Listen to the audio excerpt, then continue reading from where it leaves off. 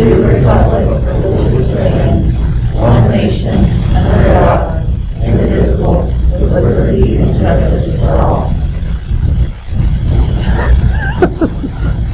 Our next agenda item is to approve the agenda. The recommended action is that the board approve the agenda as presented. So moved. Jill? Charles with a second. Any discussion? Seeing none, we will now vote.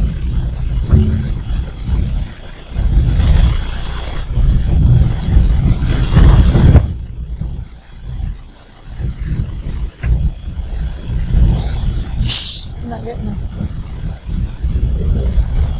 Hi. Sorry. Motion passes. Moving on to our next agenda item, which is public comments to address agenda items. And Kathy, at this point, you see no for agenda items. Okay. Thanks. We will move forward to our next agenda item, which is under information reports, and that is an information report from the Foundation of Public Schools update. So we have Natalie Murdoch joining us. Good evening, Natalie. Thanks. Good evening. Thanks for having me. So I want to start by thanking you all for your support of the foundation. Should I take my mask off? Okay. Can you guys hear? If I don't, I'll take it off. That's better. So we are really excited. We kicked off our school year with another great back to school day. It was a little different than normal, but we did it nonetheless. We awarded $152,000 to classrooms across the district.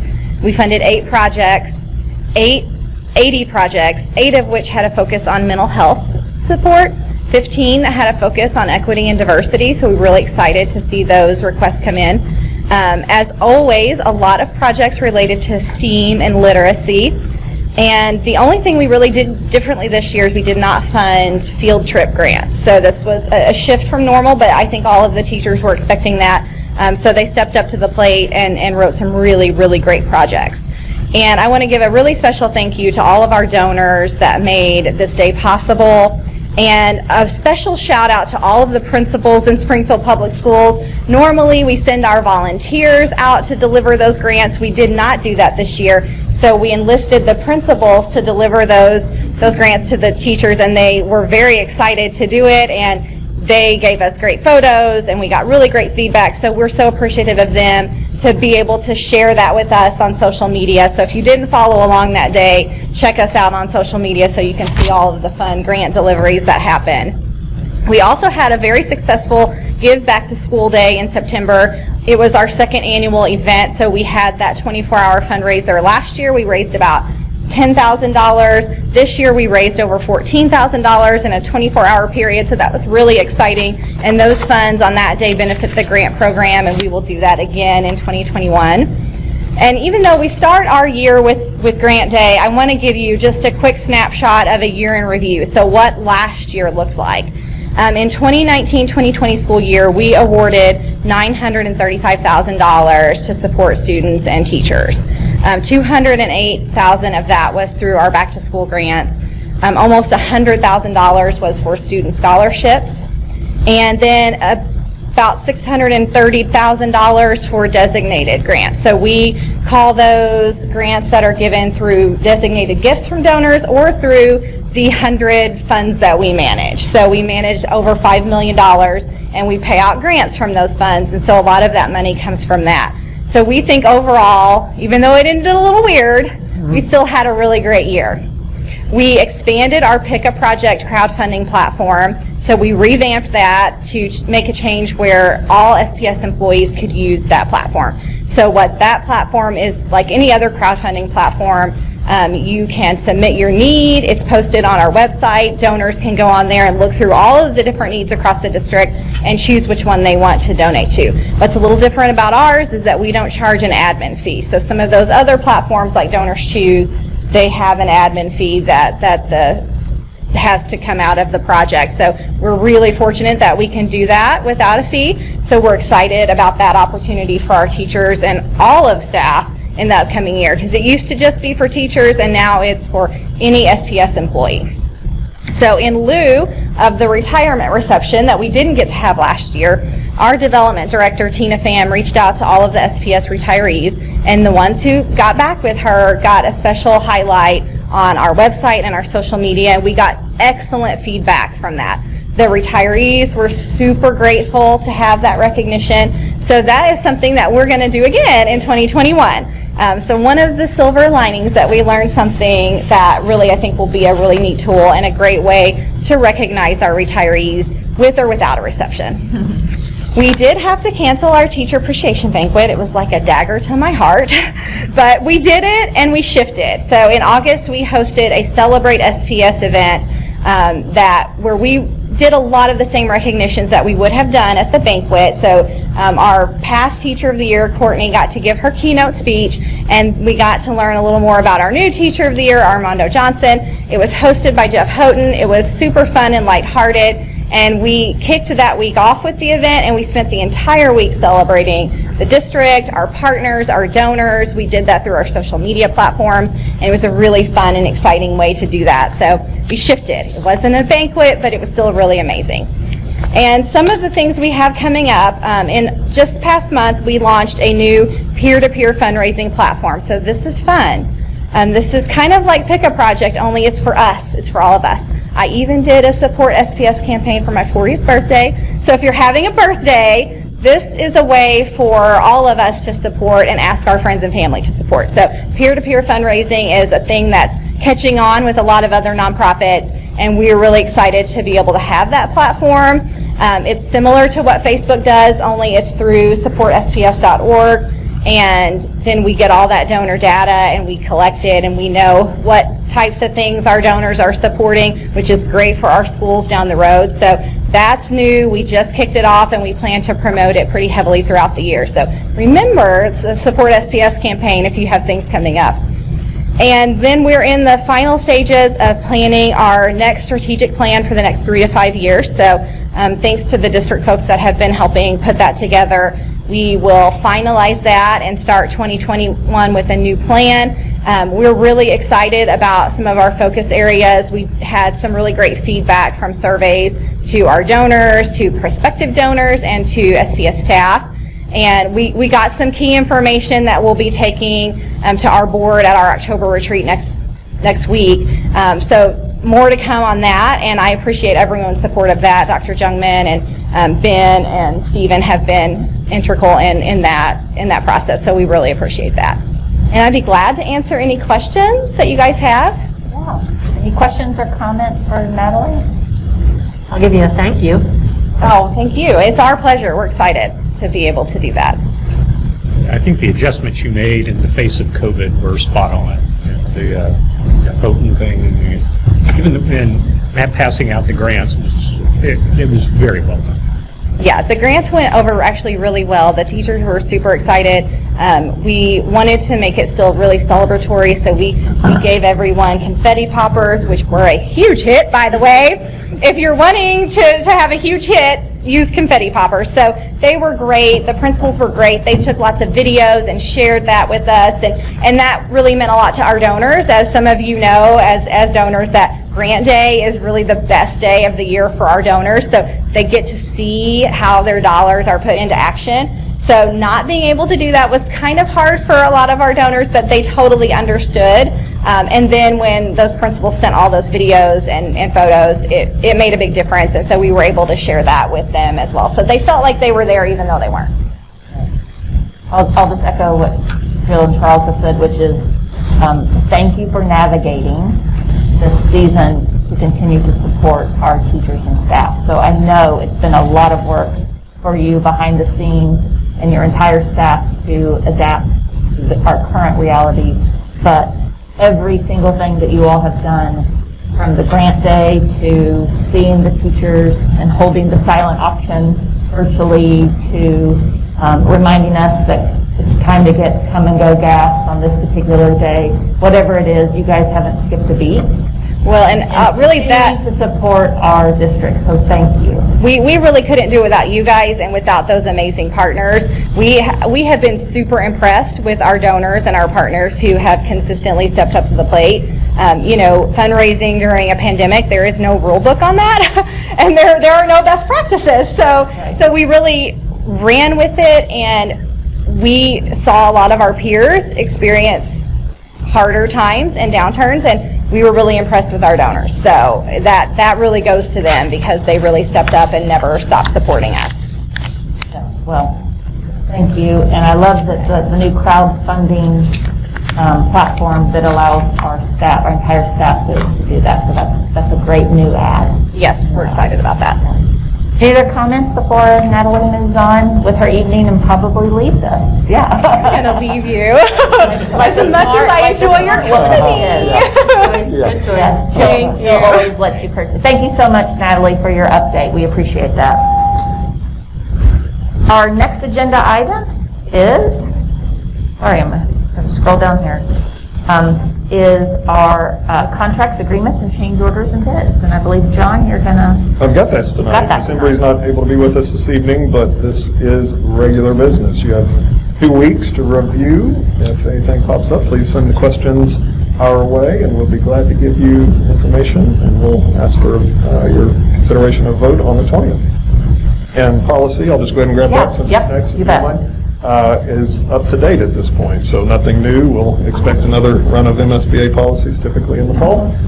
So enjoy the month off. I'll say, let's rest on that moment. Yes, I enjoy the October month. Get ready for November. Most likely we'll have another update coming your way. Okay.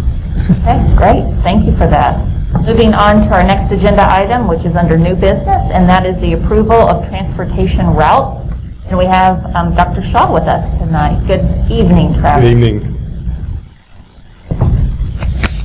So each October, per Missouri law, the boards are required to approve bus routes by the end of October. And so tonight for you is your first read of our bus routes. On board docs, you'll notice 21 pages of bus routes that look a lot of the same.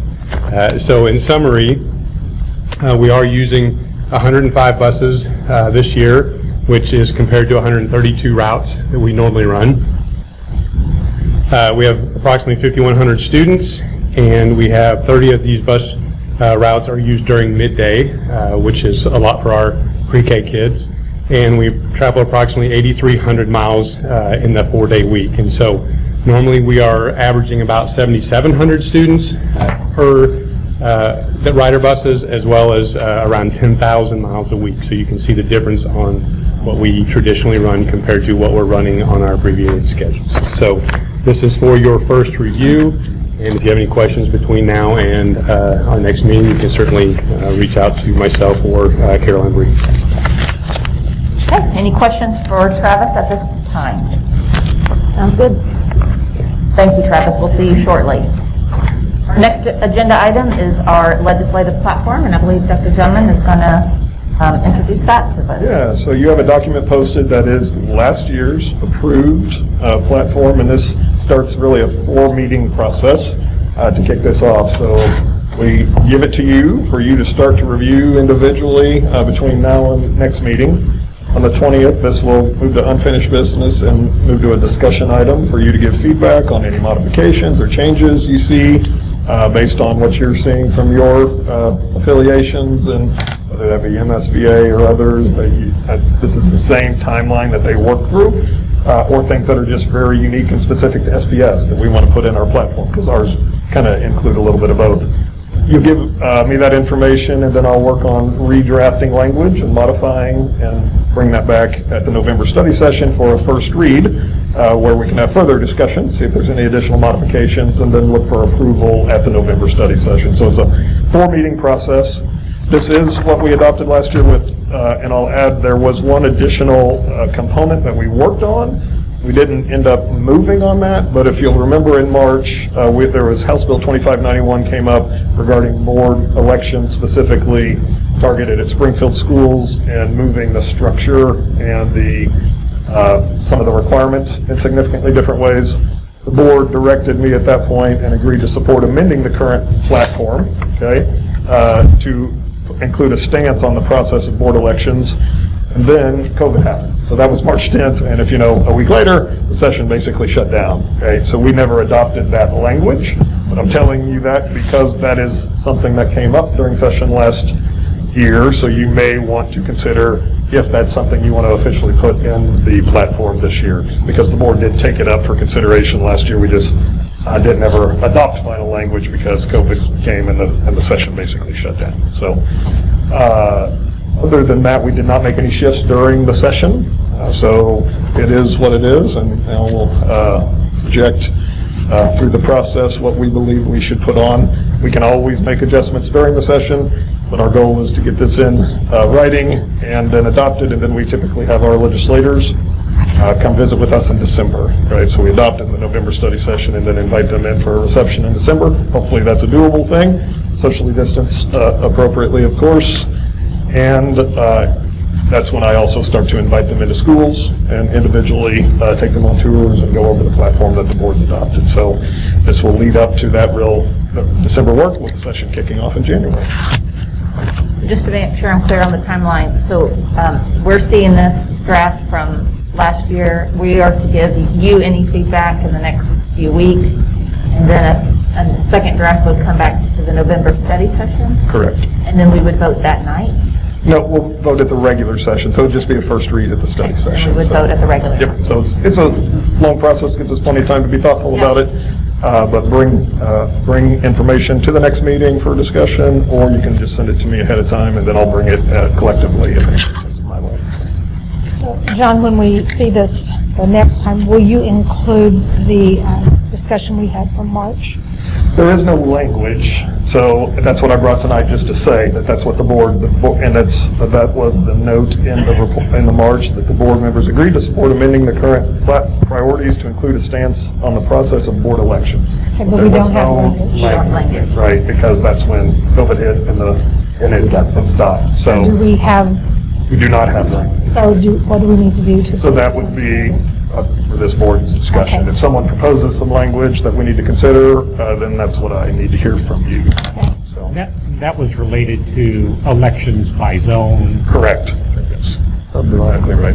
And, which is different than, And you can pull up 2591 if you want to go to the legislative website and the House bill, right, if you want to study what that said and how that would have changed our current voting structure. That'll give you a feel. It had a couple iterations, so I'll start with the first one and then look for there's an amended language to see where it was at the end, so. which is different than what we hear at MSBA about when elections should be held. There's two different things. Several election issues There's that are several election issues. So And we do have, Alina asked me about that, we do have a statement on that. We support maintaining the current board election date in April and 3-year terms defined in statute. So we did add that last year because of other election things, but that was statewide general. 2591 was specific. Okay, well, thank you for that briefing and allowing us to, the draft is posted for our review and to give any feedback. Any questions before we move on to our next agenda item? Okay. Next agenda item is unfinished business, and there is no unfinished business, so great. Moving forward is our bond project updates and actions, and that brings Dr. Shaw back to the podium. Welcome back. Thank you. So before seeking approval for the change orders that you have in front of you, I'd like to provide just a few brief updates on some key projects, and let's first talk about Sunshine. And we drug that one across what we call the finish line. And in all seriousness, we received the temporary certificate of occupancy. We were able to start school there with our kids and teachers on Monday, which was a huge success, and I can't say enough great things about our operational team, custodial primarily. We put probably about 200 man hours in both Friday and Sunday and getting the building to where it was in excellent shape to start. We still have work to do on the project. We're not finished with our substantial completion at this time, but all of the critical areas are in great shape. The building is beautiful, and we'll finish up the rest of those things hopefully very soon. So that's a great celebration. Next board meeting, I'll be bringing you the York Construction Manager at Risk recommendation. And then finally, because we were able to get moved into Sunshine, demolition process has already begun at Portland. That started yesterday. That starts always with the asbestos abatement, which will take us about 4 weeks. Demo of the building to follow, which is a 3-week process, and then we'll be able to really actually start building the building hopefully the week after Thanksgiving, if not first part of December. So we'll be looking for a groundbreaking ceremony around that time, but finally getting that one up and going. So that one's almost a 24-month project, so that one will take us a while to get done, but huge successes over this week that we can be proud of and pleased with. So with that being said, for the change orders and agreements, one of the things you probably noticed was a rather large credit or deduct on Delaware. We do have allowances that we have built into projects. For Delaware and Sunshine, not knowing exactly what the status of our playground surfaces would be. We wanted all of our playgrounds to be 100% ADA accessible, and so not knowing how big those were going to be and what the pricing would be, there was an allowance built into that. We decided to go ahead and run that all through our equipment budget. Therefore, there was no pricing for our contractors that was needed, so therefore that money comes off of the total contract price. The great thing is because this says final contract adjustment, that means that we are very close to wrapping that entire project completely up. So seeking the permanent certificate of occupancy this week, and so hopefully we're able to do final closeouts there. So your net change orders and agreements this meeting is actually a credit of $92,866.29 that goes back to our bond funds. So That's exciting. that's always great news, yes. So so you can see the totals below at the bottom. If there's any questions that I can answer for you, I'd be happy to try. Thanks, Travis, for that briefing. Any questions? Because this is, as you know tonight, something we'll vote on right now. So any questions for Travis before I read the recommended action? Okay, hearing none, I'll go ahead and read the recommended action is that the board approve the change orders and agreements as presented. So moved. Jill with the first, second. Rita with the second. Any discussion? Seeing none, it's time to vote. Thank you, Travis, for that update.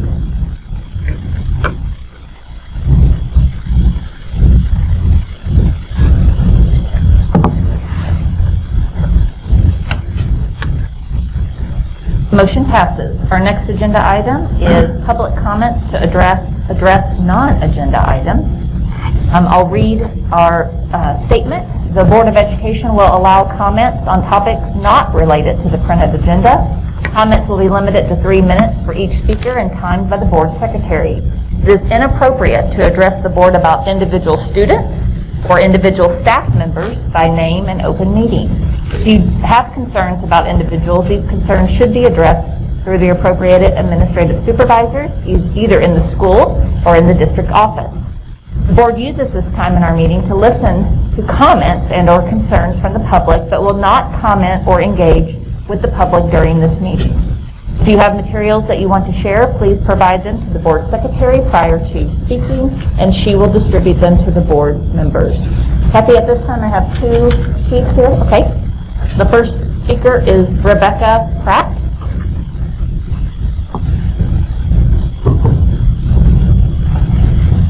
Welcome, Rebecca. Hi, thank you.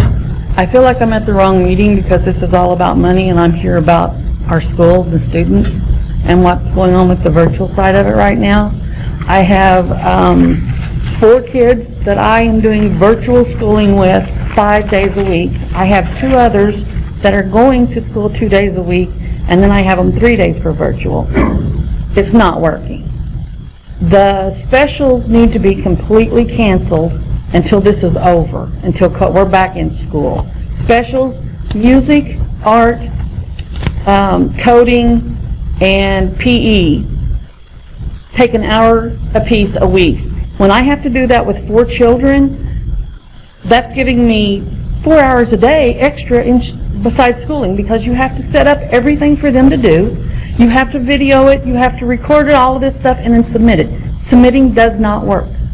I have worked with a 3rd grader trying to submit a science project that we have actually done 5 times, because I did it 3 times with him submitting it. Does not work. It's a waste of time that we could be learning how to read, write, and add and subtract. I took some notes and I'm trying not to ramble, but I'm kind of emotional about this. I've had 1 student that didn't have a Chromebook for a week because there's not enough of them to go around.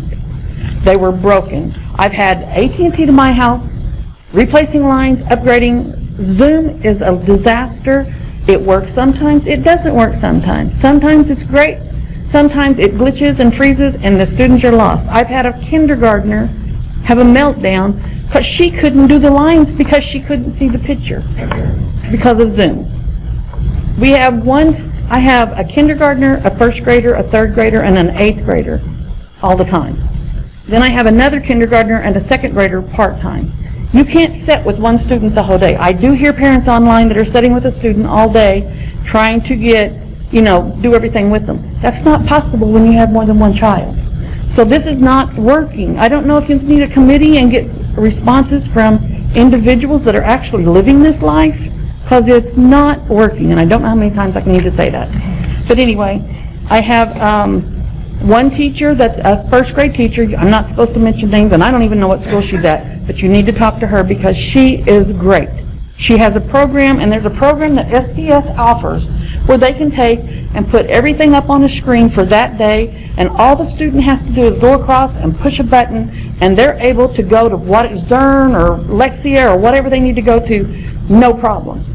Nobody else is doing it because they don't know how, and they say they haven't been taught. That's a breakdown. If all of my kids could do this where they go across, and she's got times, everything, and when you're supposed to be back on Zoom and you just push the button and you go back and you don't have to go out and go through 3 or 4 different things, and I'm talking with my hands, sorry, and to get to where you need to go. It's not that hard if we just follow one procedure and everybody's not doing everything different. I have one teacher that's doing I guess it's called Teachers Pay Teachers.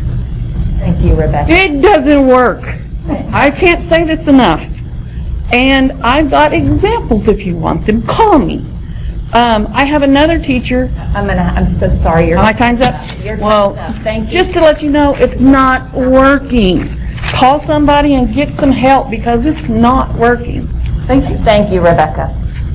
Our next public speaker is Tim Haven.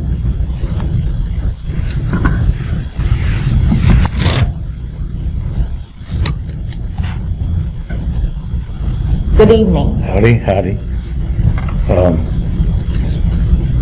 The man at the door seems to blend into the room, hardly noticeable tucked into a spot he takes up regularly. However, unnoticed he is by us, he stays alert, lurking faithfully in case he's needed. Needed for what? That's hard to know. Maybe he's needed in someone's view, but maybe to someone else, he represents a menace, a repressor, a punisher of freedom of expression.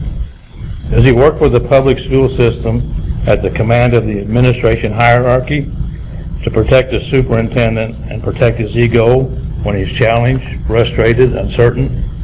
Has this man by the door remembered his sworn oath he took when the people gave him his police power in the first place? Mr. Havens, I'm going to ask you, according to our instruction here, to be very careful in what you're referencing. I am very civil. So to be very careful. I'm sorry. You're what? To be very careful in what you're referencing. And if you, I am very careful. I'm I'm going by the Constitution. and I'm going by our procedures here. Okay. I'm just giving you a heads Need up. some time back. Has this man by the door remembered his sworn oath he took when the people gave him his police power in the first place? An oath to protect the Constitution, the rights of people, the laws of the state of Missouri. He has remained faithful to his oath. Has he remained faithful to his oath, putting it first and foremost, keeping his integrity? Or is he just an employee doing on cue his boss's desire? Does he know that as he acts with the symbols of his oath on display, his badge, his uniform, that he makes the board members true to their oaths they all took, or he makes them hypocrites too, with low integrity, a reflection of the man by the door? Ask him and he'll tell you.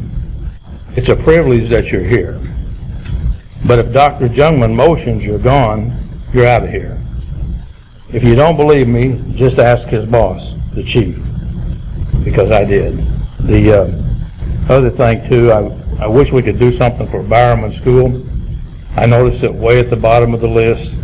It almost makes you want to cry when you see those scores. And I wish we could design a special program, something we could do for those kids. That's all. Thank you. Thank you, Mr. Higgins. You bet. Our next agenda item is strategic update, and the first one is Focus Area 1, Goal 2, End of Year Report. And I don't know if you're going to set this up or if we're going to go directly. Okay?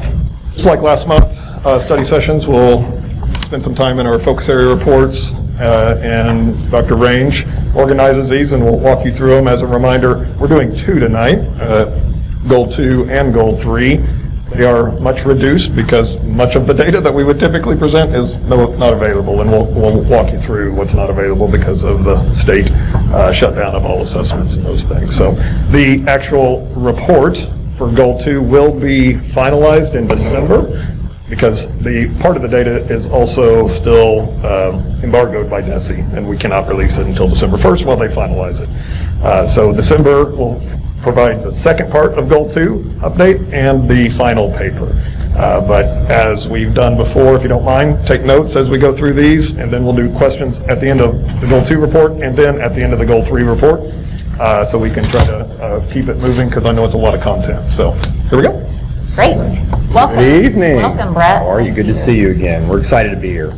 So yes, as John said, we're here to give you an update on Focus Area 1, Goal 2, and this is the end of year report. Again, some of the data, because of the pandemic, we didn't collect. Some of it we did, and we'll walk you through that as each speaker comes up to present on the area that they've been assigned. You've seen this before. You're familiar with it. We presented this last month when we presented the strategic plan, but we are in Focus Area 1. We've got 5 focus areas with equity and diversity being added last year, and we are in the student success and learning support area with Goal 2 being the intent of this report. And at the end of at the heart of that goal is the impacting academic achievement and personal growth in a positive way. That's what we're hoping to achieve with this focus area and goal. District enrollment, you again saw this last month too when we presented Focus Area 1, Goal 1. But this is the district enrollment on the count date. Last time we did this in January of 2020 on the 29th. Lunch status is on the left-hand side. FR is free lunch, kids that qualify for free lunch. Full pay is in the middle and reduced is at the bottom. Right-hand side is the student subgroups that we report information back to DESE too about. And then again, like we do almost every month, we break it down by elementary, middle, and high school, so you can see how that information breaks out across the different grade spans. Last month you heard me say, again, if you were to look at this chart compared to last year, our Black, Hispanic, and kids that identify as multiracial has come up a little bit, and that's a trend that we've seen over the last couple of years. Priority metrics. So the heart of these reports is what we consider priority metrics. And if you remember back in 2007-18, district administration led SLT, senior leadership, and also community members through activities to say, hey, these are high value points, and we call those priority metrics. Those are tracked on 2 scorecards, climate and culture, which is the scorecard that we talked about last time, and tonight we talked about the academic success and graduate outcomes scorecard.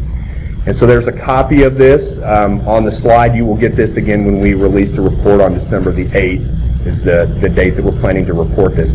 The difference on these scorecards, the climate and culture scorecards, regardless of what school you're talking about, elementary, middle, or high school, they look the same because they're the same metrics. These scorecards look different depending on elementary, middle, and high school division because we track different metrics at each grade span. So this is a high-level 30,000-foot view of what occurred this year, what occurred last year because of the pandemic. So on the academic success side, you can see I put NA by the things that we didn't collect because we didn't test in that area. So MAP's an example, iReady's an example. Down at the bottom, course failures and credit deficiencies, we will report those tonight. And so Dr. Woodard will be up here to share that information with you shortly.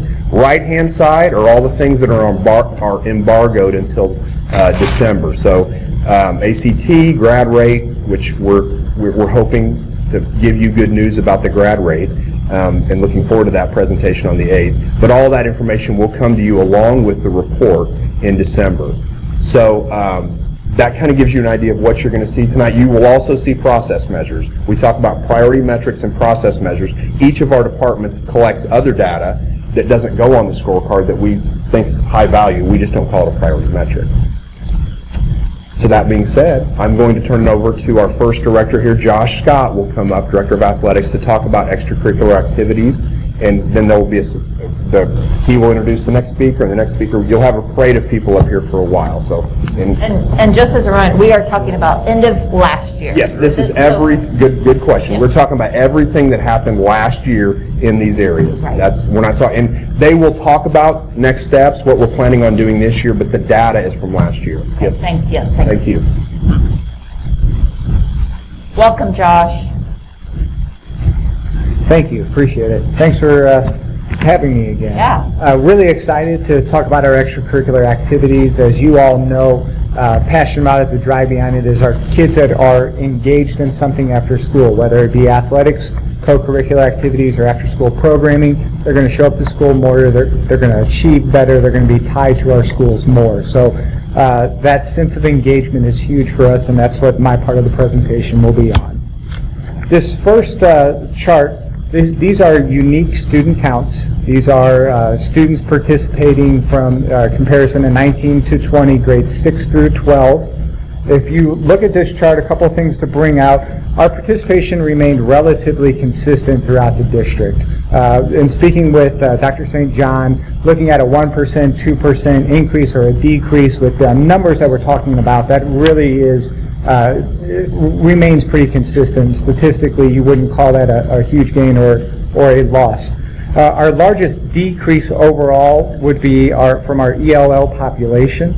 Our largest increases at district level, IEP students increased by 3%. High school non-IEP and non-ELL students both increased 5%, and IEP students, increased across both middle schools and high schools for the district. So that was good growth at both levels. This right here is looking at the same information, but for 6th graders through 8th graders, looking at the comparison. And we've broken it down into 3 different buckets. Our co-curricular are our programs that a lot of times you will see with a class in school. So marching band could be considered co-curricular, choir, speech and debate, student government, things like that you would go off and you would compete somewhere. Forensics would be co-curricular. After-school programming, a lot of this you're going to see in our student engagement, our after-school clubs. They might not necessarily leave campus, might not compete, but they're going to be there every week after school with the school employee engaged and being tied to our schools. And then the athletics are traditional middle school athletic programs. Co-curricular participation did reduce district-wide by 3%. Our IEP students showed the highest increase in after-school programming at 4%. And our black students, again, had the highest percentage of participation at 35%. That was the same as last year's report. Now, this one, just to confuse my mind a little bit with statistics, as if I needed to be harder, the pluses and the negatives are inversed here. So this is a gap closure, and we actually want the statistic to go down. We want to decrease the gap between the 2 groups that we are looking at. So if you look at our largest gap decrease was between free and full students in after-school programming at 5% and in athletics at 4%. So those are some celebrations. And then if you look, again, this is middle school level, IEP versus non-IEP students, again, decreased, or we closed that gap by 4%. So that's a good celebration for us. Now we are back to pluses, and the percentages are good as we come back here, and this is our comparison at the high school level. Again, our buckets stayed the same with who is in co-curricular, after school, and athletic programs. Overall, there was an increase in athletics, something we're really excited about. There's 8 different pods up there with increases. We had a positive gain in ELL students of 4% and after-school programming, so we're really excited about that. And both our white and our black students realized a 4% decrease, though, in co-curricular activities. Now we come back to that gap closure. document. I want to highlight our free versus full and our IEP versus non-IEP students both had gap closures of 4%. Both of those are going in the right direction for us. And the largest gap closure was ELL versus non-ELL students in our after-school programming. Our next steps, everything that we're doing is trying to identify and find ways to get more kids engaged and actively a part of our schools and tied to staff members. We will continue to gauge student interest. I felt like we had a great plan coming into this school year for this. We were going to change around our survey. Instead of doing a survey at the end of the year, we had planned to do a survey at the beginning of the year to see what the kids in 7th and 8th grade wanted to participate in after school, and then COVID hit. So we kind of were stalled a little bit with that, but I thought we had a great plan for that. Study co-curricular activities, identify barriers, and then one little celebration to highlight our Carver and Jarrett football teams combined. We went from a team membership of around 14 up to a combined team of over 40, and it's just healthier and it's a better experience for our kids to be able to play with more kids on a football team. So really excited about that. And with that, I pass this off to Dr. Anderson. Thank you so much. Great, thank you so much. Good evening, Jay. Good evening, good to be with you, and I bring Dr. Woodard with me, the first time that he's presenting at the board. Right. Yay, Dr. Woodard. Treat me regularly, but be gentle with Ron. Thank you. So we know that one of our specific strategies is around academic growth, student growth, and we want them to be learning and growing. And so we are committed to the core academic success, and we use iReady, MAP, and of course, common assessments to learn how our students are doing, and we want to specifically focus on closing the gaps as we identify them. So as we go forward with this, we want to make sure that we're focusing on that fostering of learning, but using the continuous cycles of improvement to improve our instruction. We use the data to inform our instruction to get better at our craft and our practices, and then we summarize those metrics for you. And as Brett stated at the beginning of this year, we don't have some of those end-of-the-year metrics that we usually do, and so this will be the first time that we see some of those, what are our now and next practices that we are involved in. So I'm going to turn the time over to my colleague, Dr. Woodard, to start us off with some of those discussions on course failure rates and credit deficiencies. Dr. Woodard. Yes, sir. Thank you. Good evening, board members. Thank you for that warm reception. Yeah. Greatly appreciate that. And thank you, Dr. Anderson, as well. I'd like to walk you through a little bit of the data around course failure rates and credit deficiencies. And I won't belabor this very long. I know there's a lot to unpack here, and you will see me a couple of times tonight. So just bear with me as I go through this. And let's go to that first slide. Okay. The first chart that you see here indicated above indicates course failure rates in comparison of the 18-19 school year to the 19-20 school year. As you can see, there were several areas that we made slight improvements in the reduction of failure rates for children who often struggle. Reductions were noted for students who qualify as free price meals for African American students, Hispanic students, SPED students, and our white students in grades 6 through 8. So that is definitely an indication that we're moving and trending in the right direction. With our next slide, we look at what this looks like for our high school students in grades 9 through 12. So we're examining the same course failure rates over the same period of time, looking at the 18-19 school year versus the 19-20 school year. And here you can see all green except for one category, which is what we want to see. We want to see reductions in these areas. And so here, note where the reductions were made in course failure rates, and we made amazing progress in all these subgroups with the exception of our IEP students. So 9 out of 10 areas, we showed great progress, and that definitely means that we're moving the needle in the right direction. More significantly, you can see that there was a gap reduction on the chart on the right, where we're closing the gap for our free versus full category, which means that we're also moving the needle for kids who are economically disadvantaged. So children of poverty are also now getting a better education, and we're moving in the right direction with them as well. With regard to credit deficiencies, this is something that really matters because high school students must earn credits, and we want to make sure that they're on track for graduation. So a student who is credit deficient more than likely is now off track, And so this gives you an idea of what our students look like in terms of being on track to graduate. And here you can see all green in terms of reductions. For every subgroup, all green. And that's what you want to see, reductions for every subgroup. So this is outstanding work. So there was a reduction in the number of students who were credit deficient across all subgroups. More specifically, if you look at the SPED population demonstrated the largest reduction in the number of students who were credit deficient at the end of the 1920 school year. And so again, this means once again that we're moving in the right direction and we're keeping more kids on track for graduation, which means that our efforts in the schools are definitely working. With regard to that, I'll turn it back over to Dr. Anderson. So at the elementary level, this is the first time we go immediately to our now and next steps, because we don't have updated data due to lack of end of the year information. We weren't able to give our assessments. So we want to share that our end of the, where we ended at the middle of the year. Based upon that, what were our next steps? And we ended the year and continue to make sure that our resources are up to date. They are usable by our staff, and we saw that literacy increase over the last 3 years, increase every year to move above state average, and we want to continue that trend. The way that we do that is make sure that we have fidelity in our model. We are grateful for that alignment and working with our curriculum team. That alignment and use of our resources allows for student differentiation to make sure we're meeting their needs.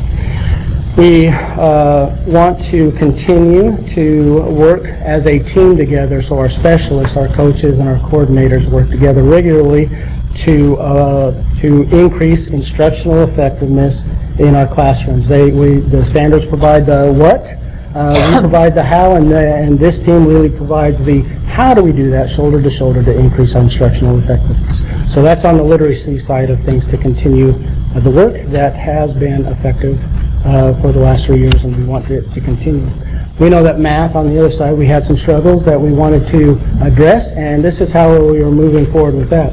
So the elementary sites are implementing new daily fluency resources, and we believe that this is the way to help them develop fluency over time to be problem solvers in their regular work.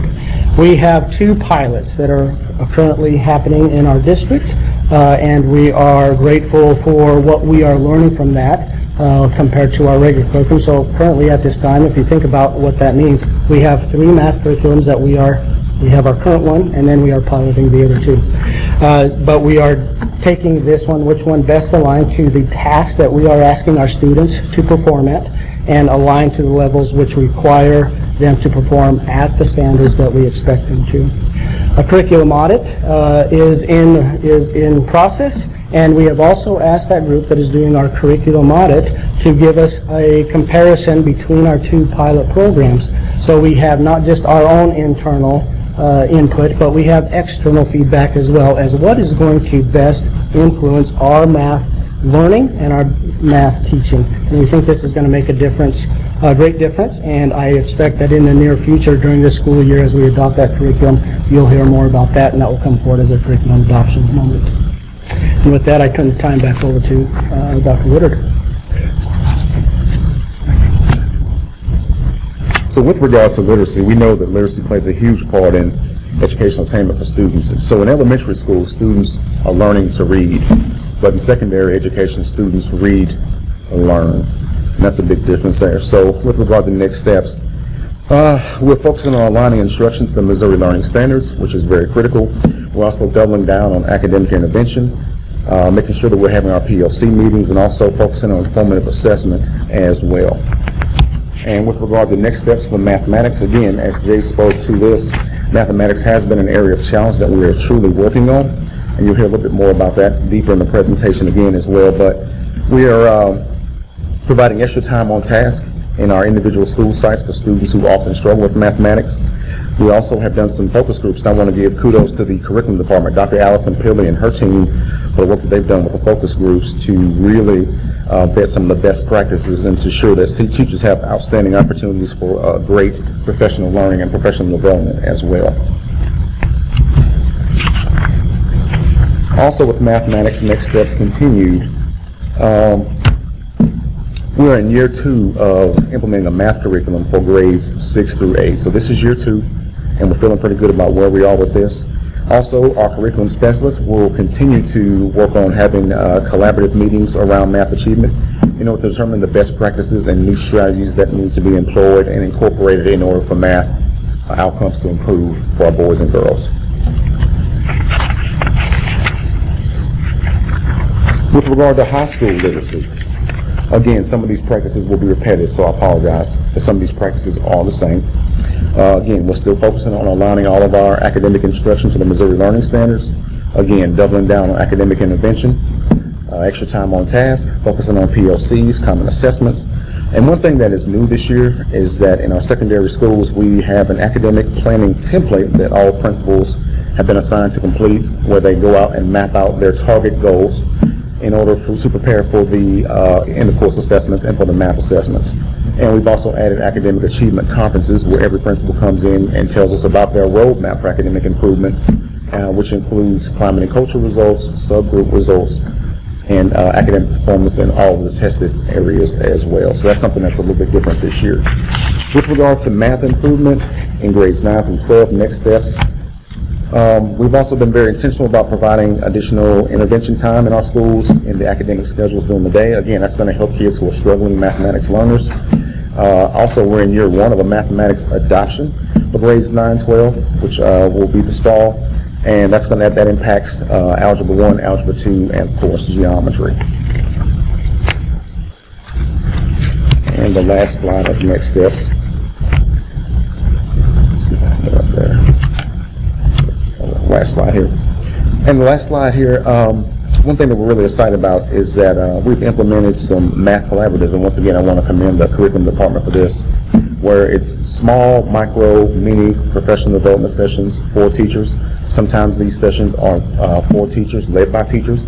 Sometimes they're led by an instructional coach or a district level person, but either way it's these small group sessions where teachers can really push each other, challenge each other, and really look at how math is being taught. And so you have one master teacher who's teaching a small cohort of other teachers, and they're really talking math and looking at ways to share best practices so that math instruction will improve.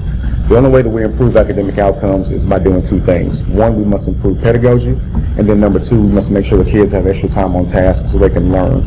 And so we're doing both of those things. We had our first math collaborative on September 28th, and it was for Algebra 1, Algebra 1 and for Math 8. And then we're going to have a series of other math collaboratives, those small mini group in-session PD sessions for teachers as the weeks go by. So we're really excited about that. We've provided that professional learning both in person at north sites, south sites, and also online for those who want the virtual modality as well.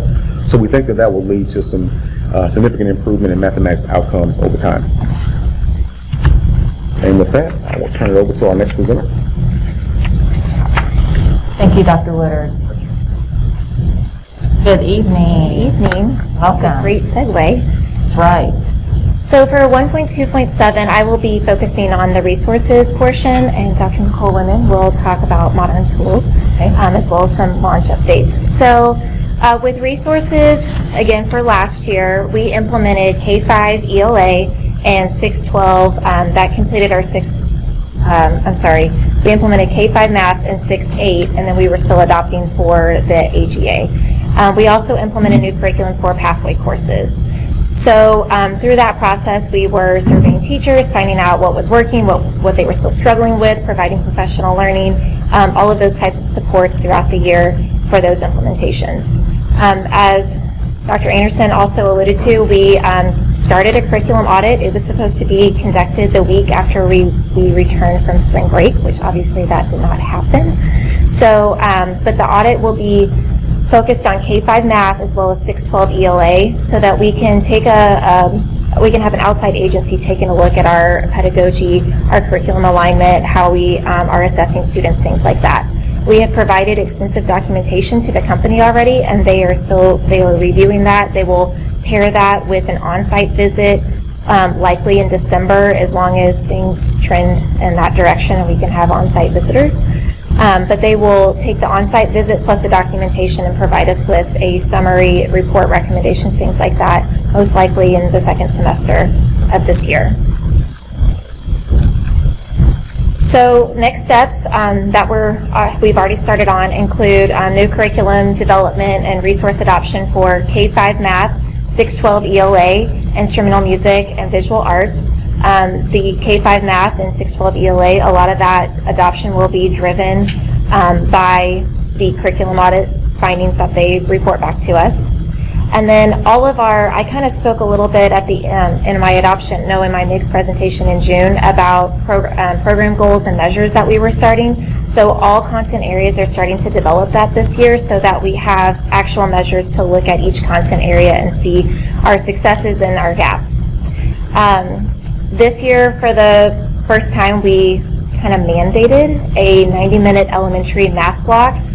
Whenever we had teachers report to us how long they were teaching math for the audit purposes, it was anywhere from 55 minutes all the way to 2 hours on a daily basis. So we really wanted to make sure that we were streamlining that, providing ample instruction in math because of our scores and just because that's what we felt was best for students.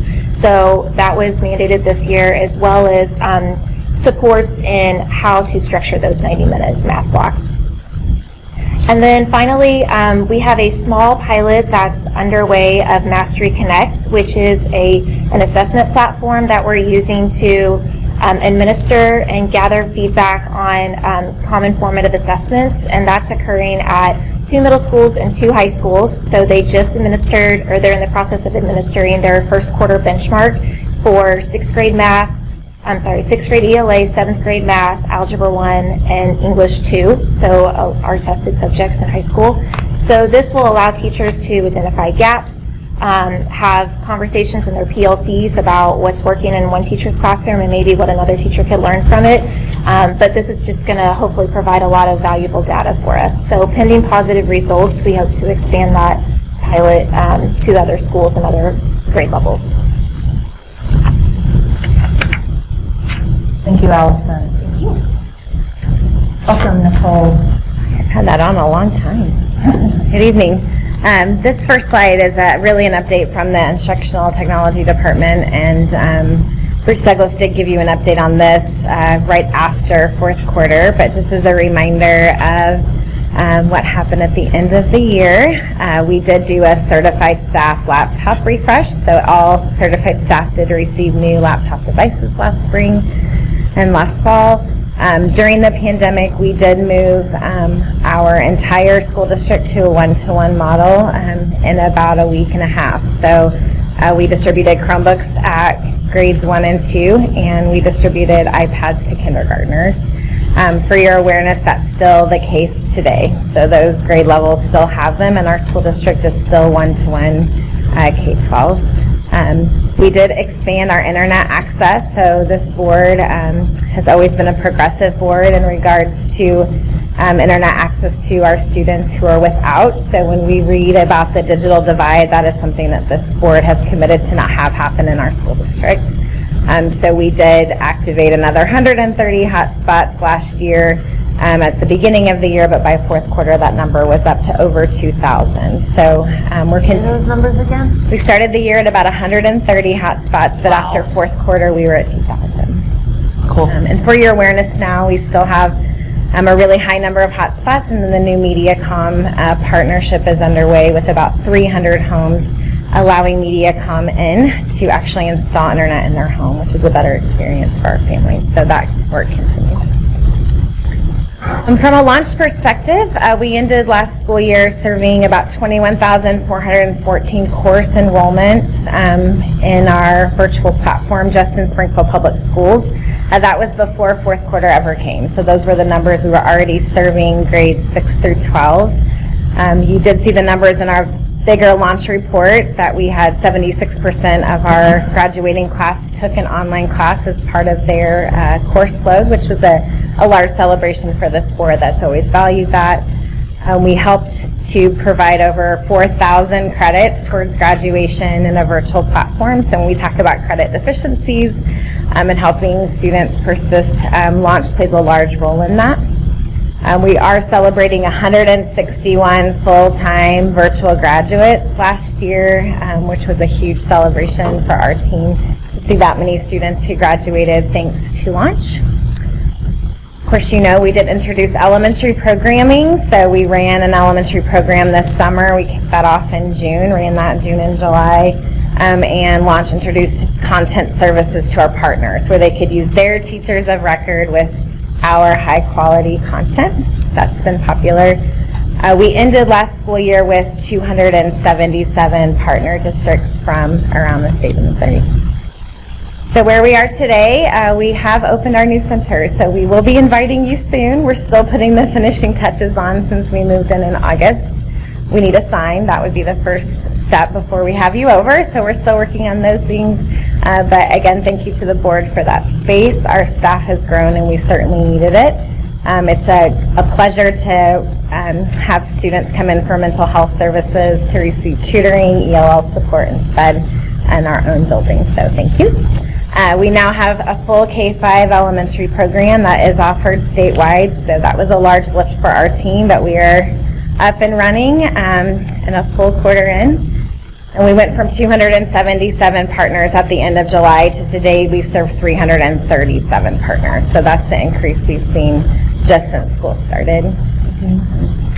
And we keep growing, but our focus of our team right now is really on student and parent support. So our model has had to shift to supporting parents who are supporting their learners at home. Where in the past we were really supporting schools. So that is a new area for us and a new shift in the kind of support that we offer. So with that, I'll turn it over to. Thank you, Nicole.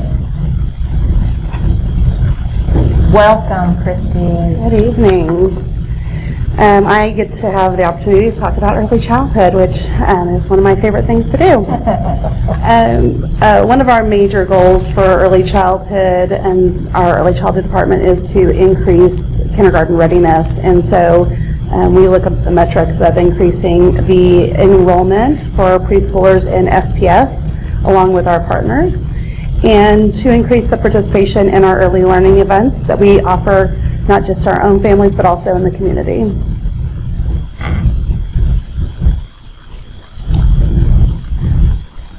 So here's the enrollment that we had in our classrooms from 2015-16 to last year. And I want to make sure that you recognize that there are a couple of dips here as we're adding classrooms, because some of those ECSE classrooms, they change in programming. And so it's not a consistent, where our one-year's classrooms are 20 students in the classroom. Those ECSE classrooms could vary from 8 kids in the classroom per session to 12 kids in the session. And then also with our enrollment for ECSE last year, it stopped in March instead of continuing on throughout the year. So there's a couple of dips there, but just the amazing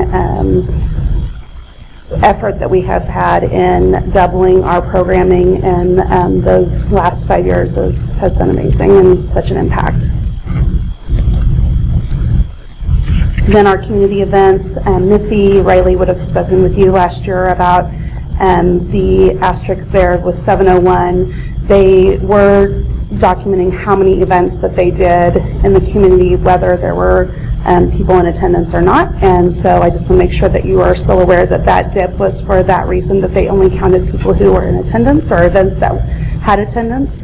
And then in 2019-20, we saw a dip in numbers again, and that's because we stopped having events in March due to the restrictions the city put on for our safety of our community members. So some of the highlights, though, of the last year is that we expanded our preschool spots, adding an additional 175 spots, and we capped at 814 last year, and we're over 900 spots this year.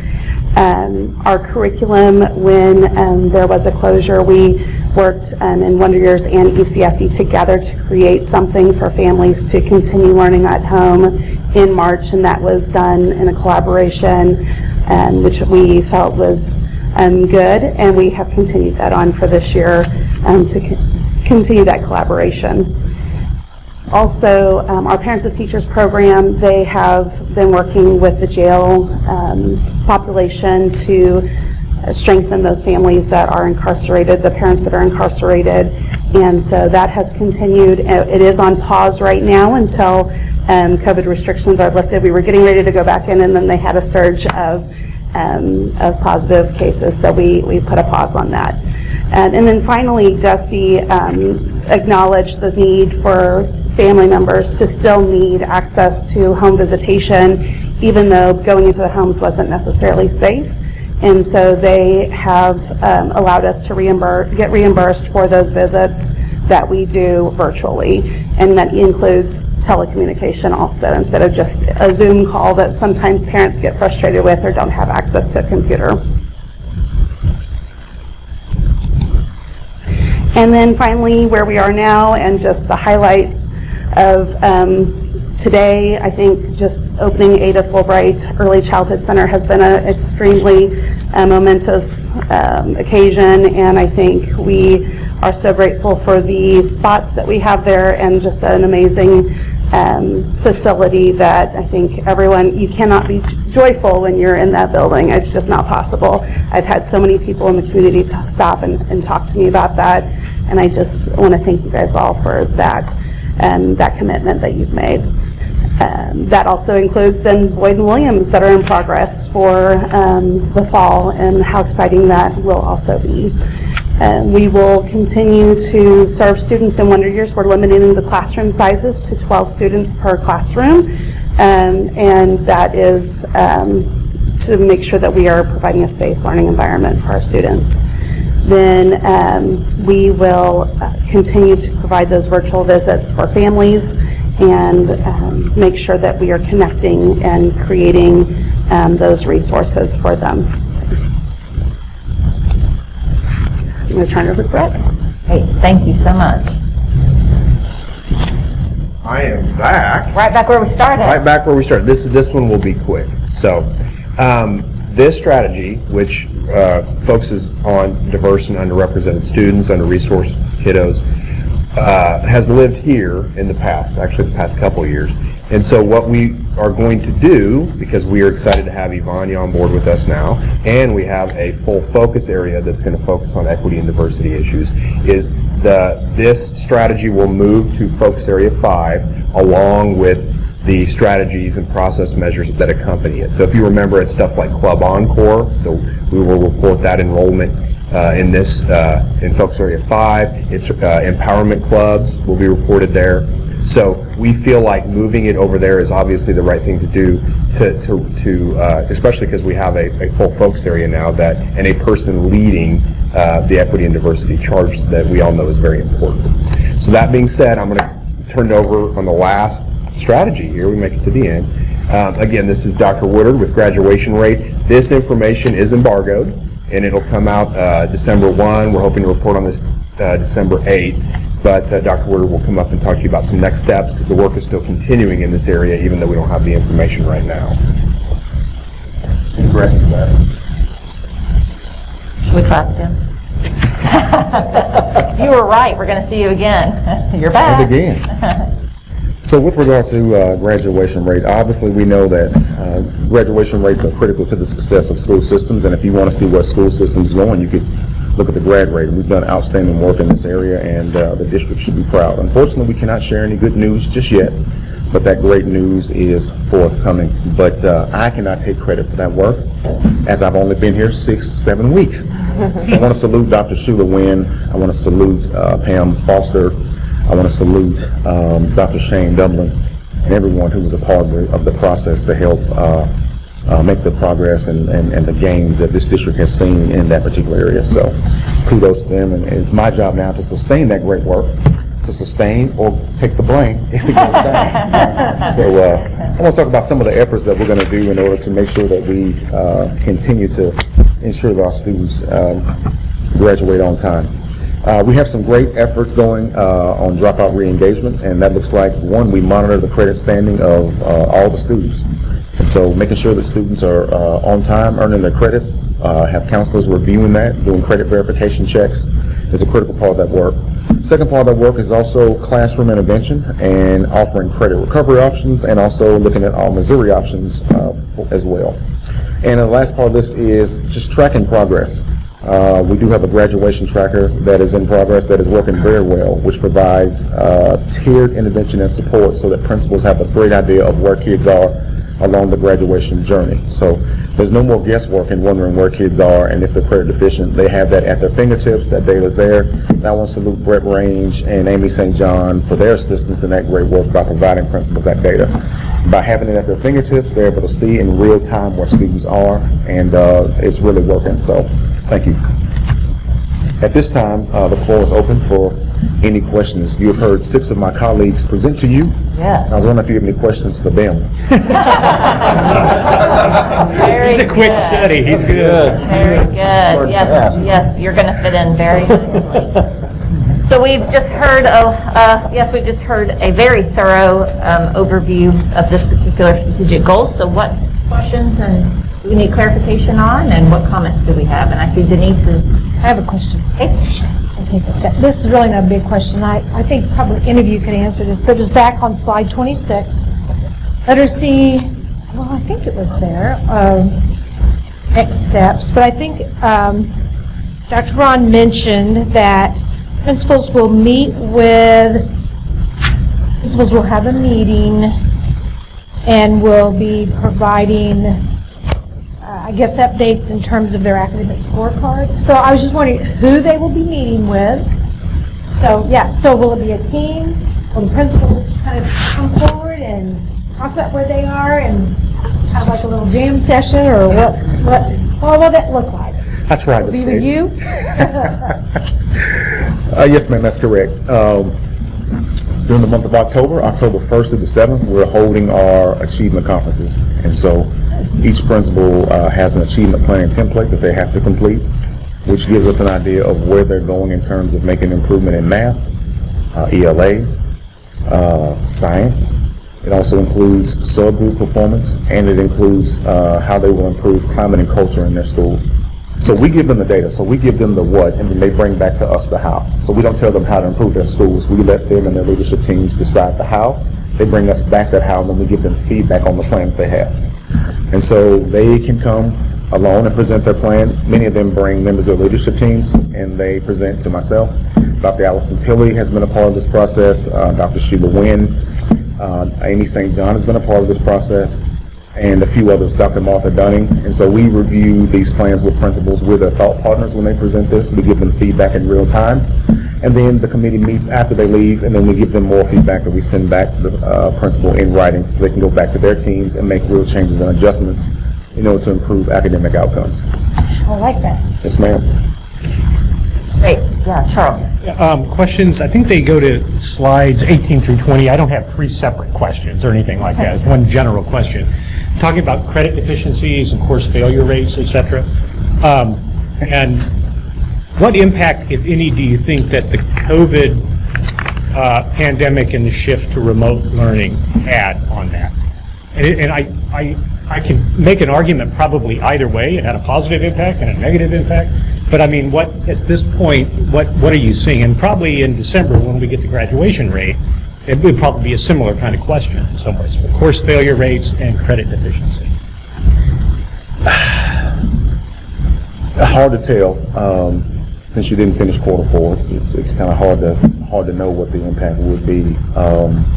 You'd like to think that if kids had more time, it will provide them with an opportunity to pull up. Obviously, when you get to mid-quarter, you start to look at where kids are, and kids have a chance to do makeup work, turn in missing assignments, and they can pull the grades up. And when you don't have that opportunity, obviously that will impact what grades could look like. So anytime we have missing time, it is just hurting kids. Missing time always just hurts kids. So it's really difficult to quantify that. That's a tough one. You have stumped me tonight. And I'm going back to 18. I'm sorry, I'm jumping in. But looking back at this, and I'm just remembering if I'm reading the reds and the greens appropriately. Because green is good, red is bad on these slides. But if I'm looking at this, the course failure rate is green, and it's also green for deficiencies. So in some ways, something positive. affected those in a positive way Right. during that shift to remote learning. I mean, there could be any number of things that happen there, right? And there's some unknowns, right? I mean, because we did take a stance of you can't go down right after we shifted away, but students may have already been down. Hopefully, they pulled their way out. They could certainly come up. They could have certainly went up. They could have leveled off or disconnected, right? I mean, so, like you said, you can make an argument that it might have went one way or the other. The good news is it didn't go the other. Right. Yeah, that's exactly right. I think the attribution would be to both our teachers and our kids that they stayed hooked up and they got their grades to a level of passing, right? And so that reduced our deficiency. So. Yeah. Good question. Jerry? I'll let you off the hook. Because mine's for Christy. Don't walk away. Wait, don't walk away. We got more questions for you. It's hold close. Let me get you can get your breath now, okay? My question dealt with the virtual visits. Yes. And What did you, I cannot hear you. Virtual visits? rip my ear off. Virtual visits. Virtual The visits. parents as teacher virtual visits. And the fact that they're now reimbursing you for that. I'm thinking post-COVID, is that something that, one, you think may continue? Two, is it effective enough to continue? I know it's not as good as home visits. I mean, there's no way it's the same, I know that. But can we reach more parents, more families by doing a hybrid, I'll call it a hybrid for no better term, at some point down the road, and Bessie's recognizing the fact that that's a good thing, that we're reaching more people, even though it's virtually, at least we're making contact and engaging. Is that, I mean, I know you're looking into a crystal ball, and I understand that. Right. And that's kind of muddy, but your thoughts? It's very similar to the last question about was going virtual good for students or not. Some families it works really well for. Some families, they're calling our parent educators and pleading with them to show up at their home, they need them. And so in some ways, I think we want to continue to have that as an option for families that it works well for. A parent might be able to jump on while they're at work and be on the virtual visit with the other parent at home. And so any opportunity we have to continue to engage with families using the virtual option, we want to, especially as we get reimbursed for that too. Well, I'm not advocating for virtual visits by any means, but I mean, if it is an option for some families, that's great. Right. We want to continue. We need to be face-to-face Yes. in the home with the families, with the kids. Right now, we're continuing with that for safety precautions, and we will continue to look at avenues for being able to get face-to-face when we can. Right. Thank you, Christy. Bruce? Oh, I'm sorry. Yeah, I know. I didn't know if you were counting to one or trying to signal me, sorry. Other questions or comments? I have a question about the 90-minute reading block. Okay. I think it was the math. 90-minute math block. Yeah, 90-minute block. So we now have these 90-minute mandated math blocks. Is it K through 5 or K through 8? K-5. K5. And so there was a range of what was happening before. What was taken away time-wise in order for them to add in that 90-minute block? So we talked with principals and teachers and had them kind of analyze their current schedule and kind of found that there were maybe an abundance of transition times built in or other things that maybe they could scale back a little bit in order to provide this. We also worked out a sample schedule with our team that we provided to teachers, and hopefully that maybe worked for them. But it was interesting in our team, it was almost like a bartering system, like, okay, I'll give you 5 minutes of writing, but I need really this back for reading, and it kind of worked out a sample schedule with them and provided that to teachers. Just was wondering that they weren't losing time on task for some other area, or like myself, I'm a speech therapist in the schools, when they have a 90-minute reading block and a 90-minute math block, then at least no time for us to pull the kids for their required IEP services. So we still have time built in for integrated units, which is going to be your science, social studies, health time, and there was still time built in for transitions as well as other things like breakfast in the classroom or morning meeting or things like that. So each teacher still has some flexibility, but wanting to make sure that we provided a good structure for math. You can probably add a little bit to that. To add to that, the question is well taken because we didn't want to take away anything. We wanted to add value.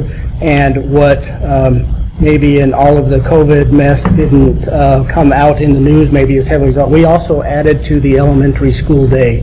The elementary school day is longer now with a specific focus on making sure that our students have more instructional seat time because as we looked at our peers, as we looked at our state averages, we had some opportunity to gain there, and so what better way to grab that instructional time? Thank you. And I've got a question back to you guys, but oh well, it's fine. It's not that big of a deal. I'm losing you. I'm sorry, I couldn't.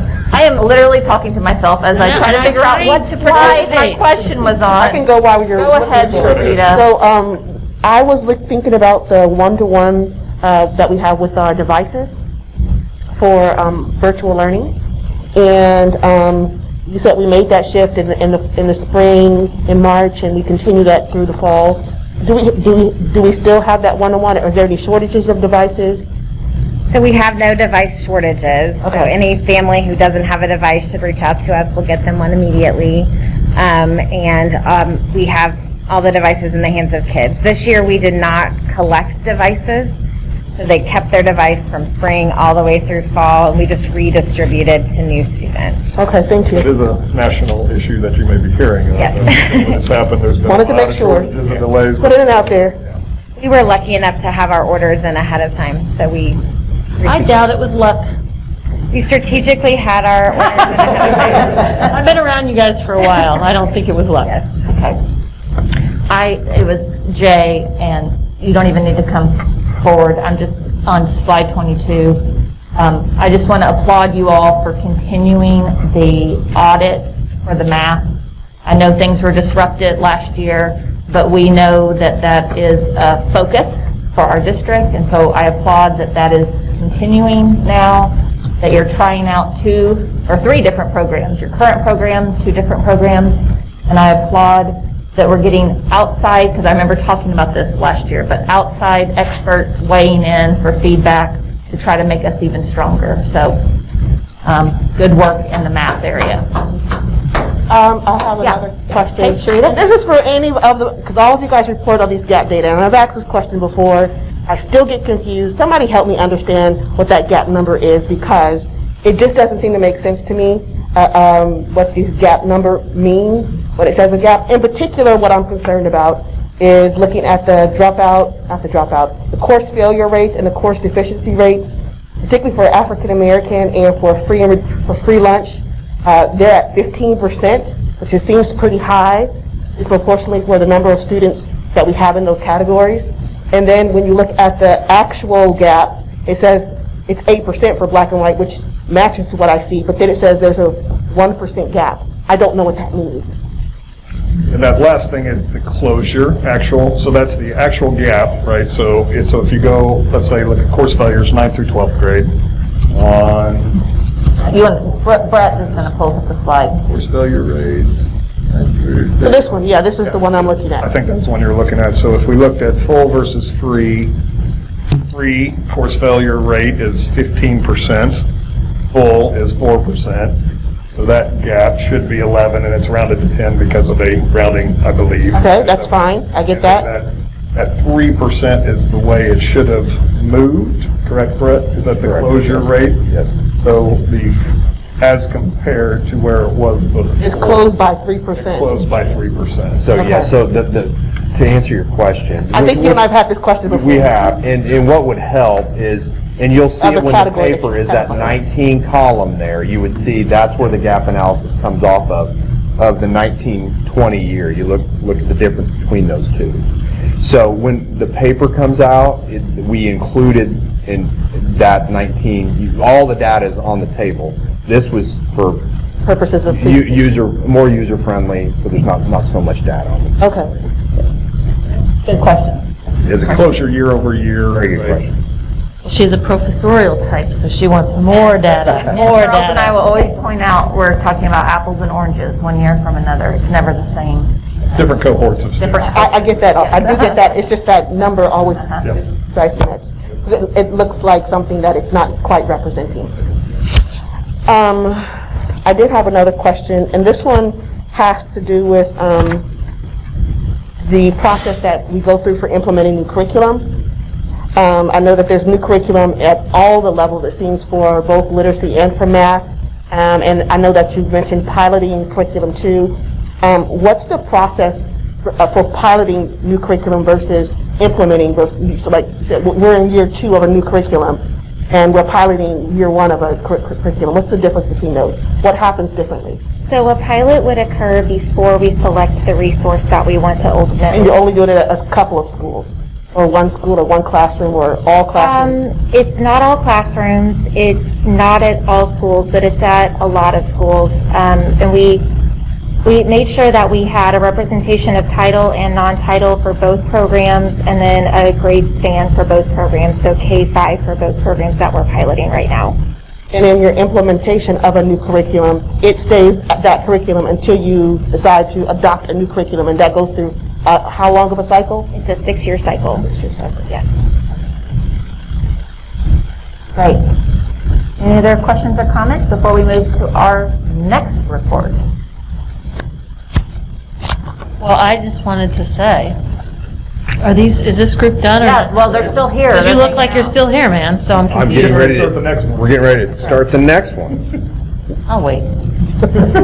Carry on, man.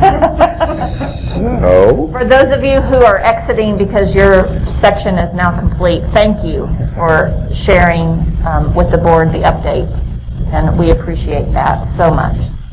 so I'm going to turn Focus Area 1 Goal 3 over to Dr. Hackenworth. He will introduce it, and then his most of these directors report directly to him, and he will walk you through what's in this report. Great. Welcome. Hi. It's good to see everybody. It is good to see been a while. everybody. So, yeah, it's my pleasure to introduce Focus Area 1 Goal 3 to you this evening. There are a host of leaders who will run through this information for you tonight.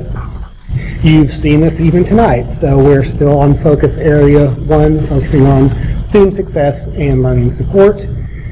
Goal 3 is really centered on the 4 C's, making sure our students are equipped to solve problems through critical thinking, creativity, communication, and collaboration.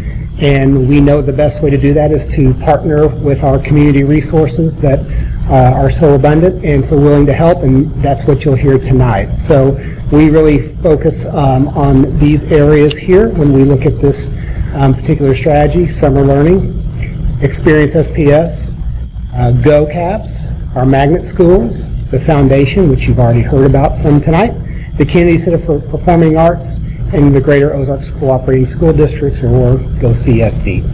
So with that, we will get right to it. I'll invite Dana up, and we'll start with Explore. Good evening. Good evening. Welcome. It's good to be back here. Thank you for having me back this year. What a summer. Oh my. Yes, and it was year 5 of Explore, and we had talked about earlier, like, what is the redesign? Should we redesign Explore? Well, we had a redesign. So there were many things that changed, of course, with Explore 2020, but some things, a few things stayed the same, and those were our Explore goals. And so you will see here, these are the goals that we have kept now for our second year. We just celebrated our second year of these specific goals tied to our focus areas. And those are to maintain that safe learning environment, to mitigate the summer slide that we know happens with our under-resourced and underrepresented learners, to support that persistence to graduation for those students to come in and have that summer learning to finish up or to recover what they need to, and then also leveraging partnerships to provide some great experiences for kids. And this summer we did celebrate 9,116 students coming in to Explore 2020, even after all of those changes happened. And 47.21% of those students had a free or reduced lunch status. That is a little bit lower. We will go into it a little bit later in another slide, but that is a little lower than the district average of 54%. And then due to the shifts made with Explore 2020, all of our courses were considered as being delivered virtual. Of course, in June, that was the case. Everyone was virtual. In July, they were still virtual courses, but they did have the option to come in and have those in a seated format.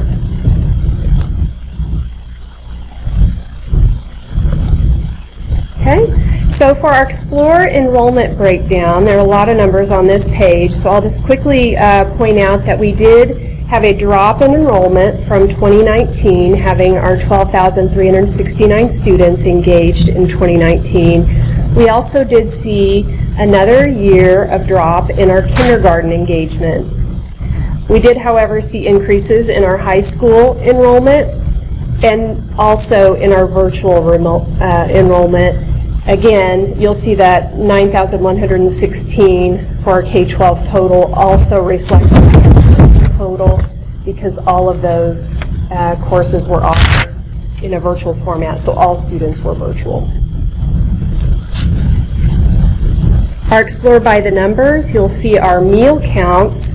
They're including grab and go numbers for June and July. That totaled just over 171,000 meals, and in-person meals served in July at just over 70,000 meals. Unfortunately, with our COVID response measures, circulating library books, some of our most favorite things to do, engaging with business partners and going on field experiences, just were not a reality for Explore 2020. So you will see those numbers reflecting that. Also with the decreased enrollment, we had a decrease in staff hired, which also decreased our economic impact, which includes salary and benefits paid out to our teachers. So that was reduced to the $3.178 million. So our district versus Explore FRL enrollment, we engaged less students with an FRL status across all divisions this year, and that was, the 47.2% total was lower than our 54% district FRL rate. And that is disappointing. Our goal is to really push for that, and you can see in past years we were competing with that number.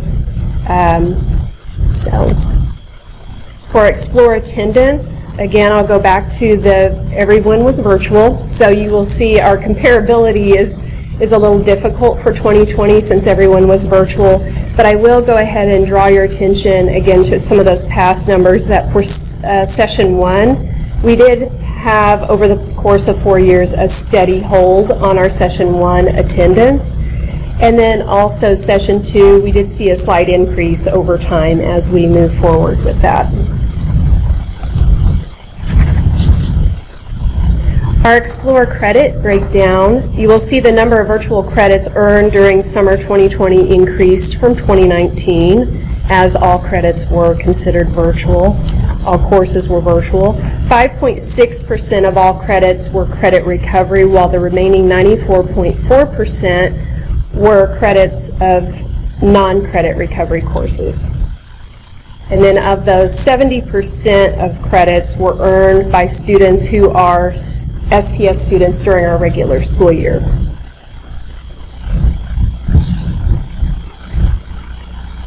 Explore graduates. So I will let you know that our window for graduation was slightly different this summer. It does start June 1, and what was different, typically it runs to the day before we start our fall session.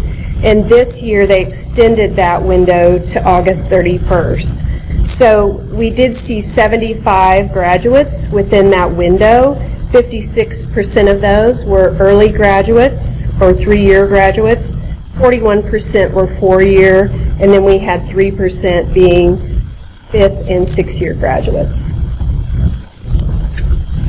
So our next steps for Explore are to debrief and to talk about what happened. We did a lot of shifting. We did a lot of quick shifting. And so what we learned from that are, as many times when you have to act out of necessity, we learned some things like, oh, well, we might need to try that again, or we hadn't really thought about it that way. So we will debrief and see what may influence, what things we did this past summer that may influence next year or future programming.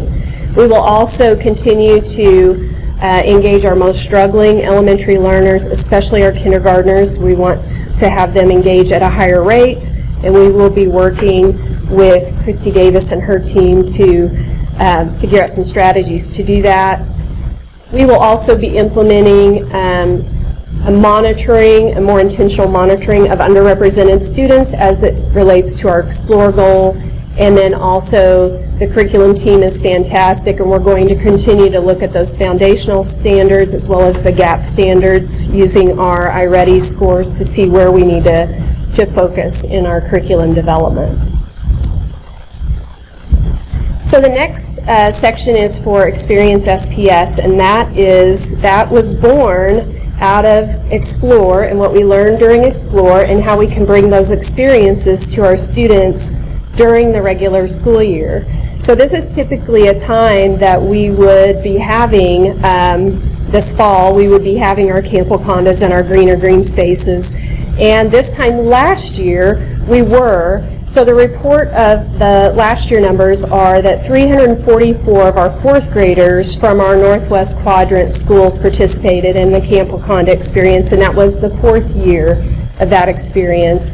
As it was for green spaces, last year we had 1,909 seventh grade students from our all 9 middle schools participate in that experience.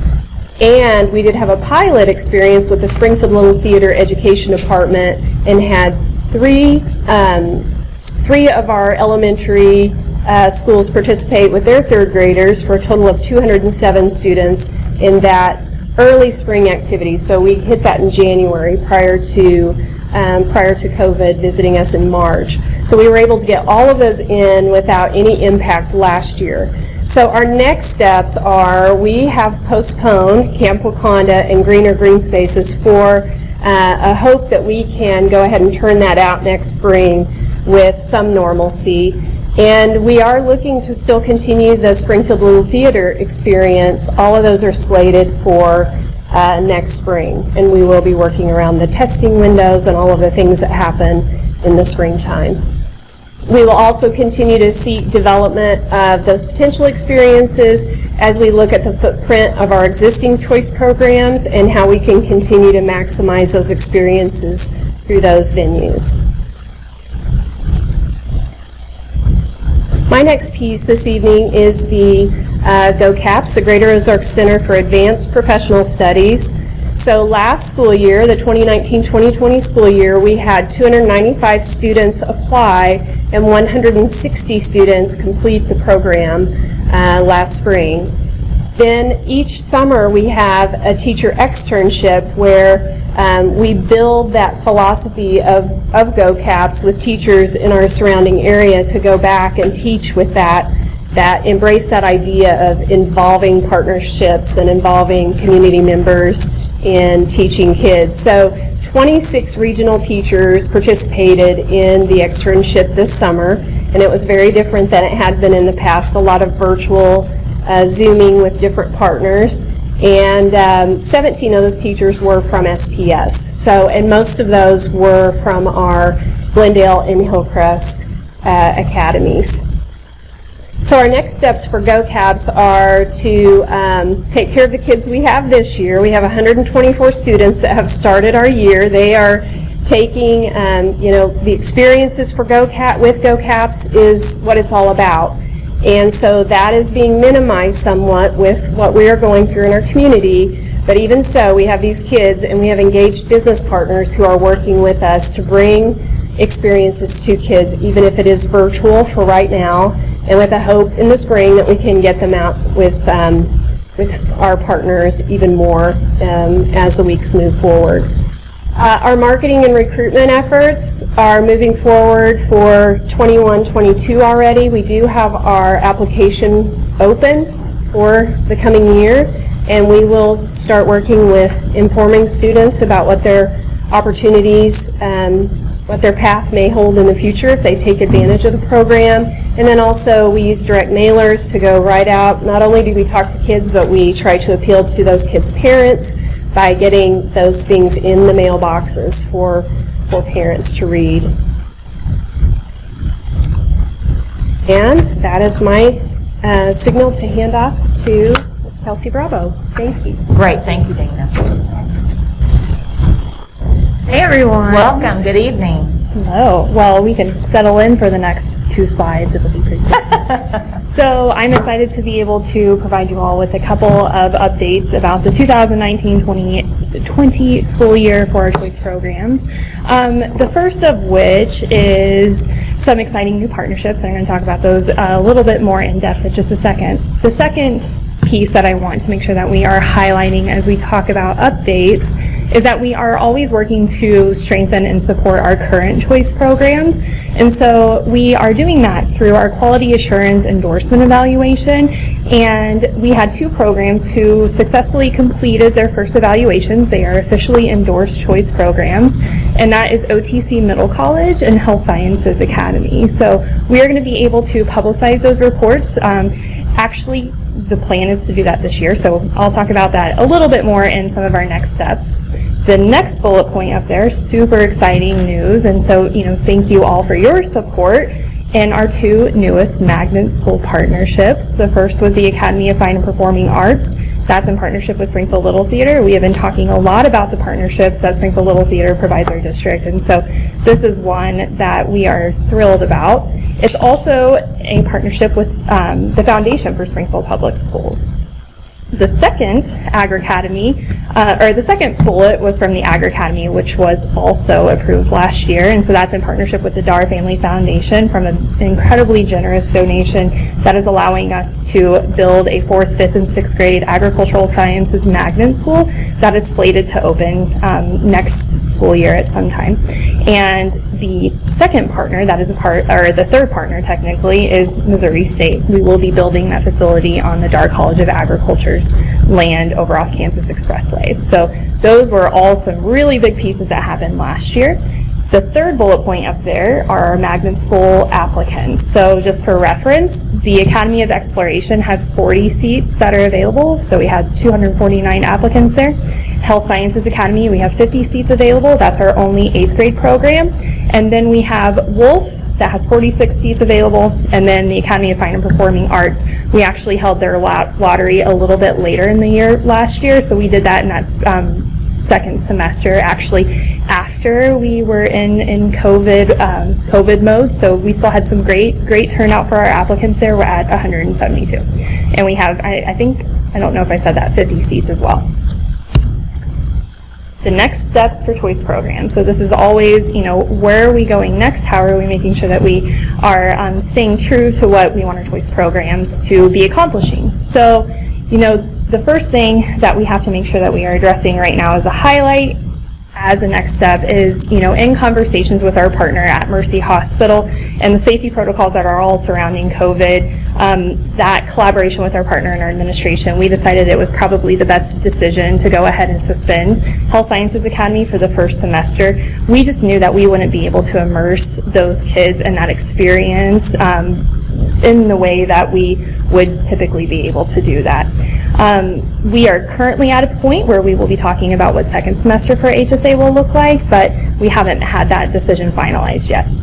Additionally, we will be evaluating the Academy of I'm not going to put those poor teachers through that yet. The Academy of Exploration and Parkview Leadership School will be going through their endorsement evaluation this year.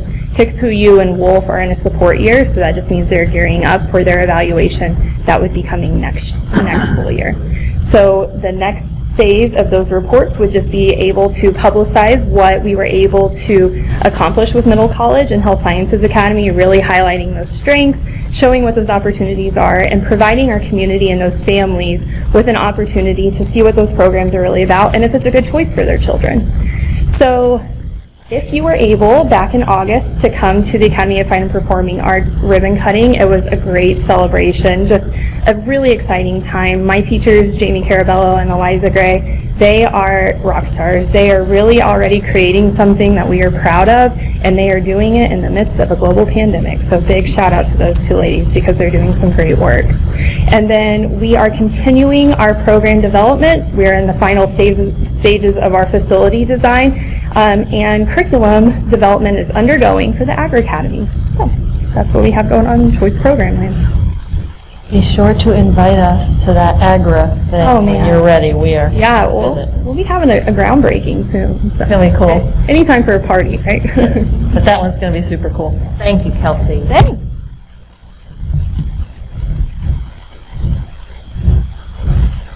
Well, I'm not Natalie, but I let her off the hook. You are not Natalie. That is. You had a very thorough update already on the work of the foundation, but I'd like to use this as just an opportunity to recognize Natalie and her team's work, $935,000. And you know, when she mentioned in her next steps, the strategic planning process that they're going through, Dr. Jungman, Stephen, and I have the opportunity to work with that team, and it's wonderful because of their focus on students and staff and just our community in general. So it's great work to do. So just a shout out to Natalie and her team's work. But we'll move right along, and I'll invite Brianna up, and she'll talk a little bit about the Kennedy Center for the Performing Arts. Great. Welcome. Good evening.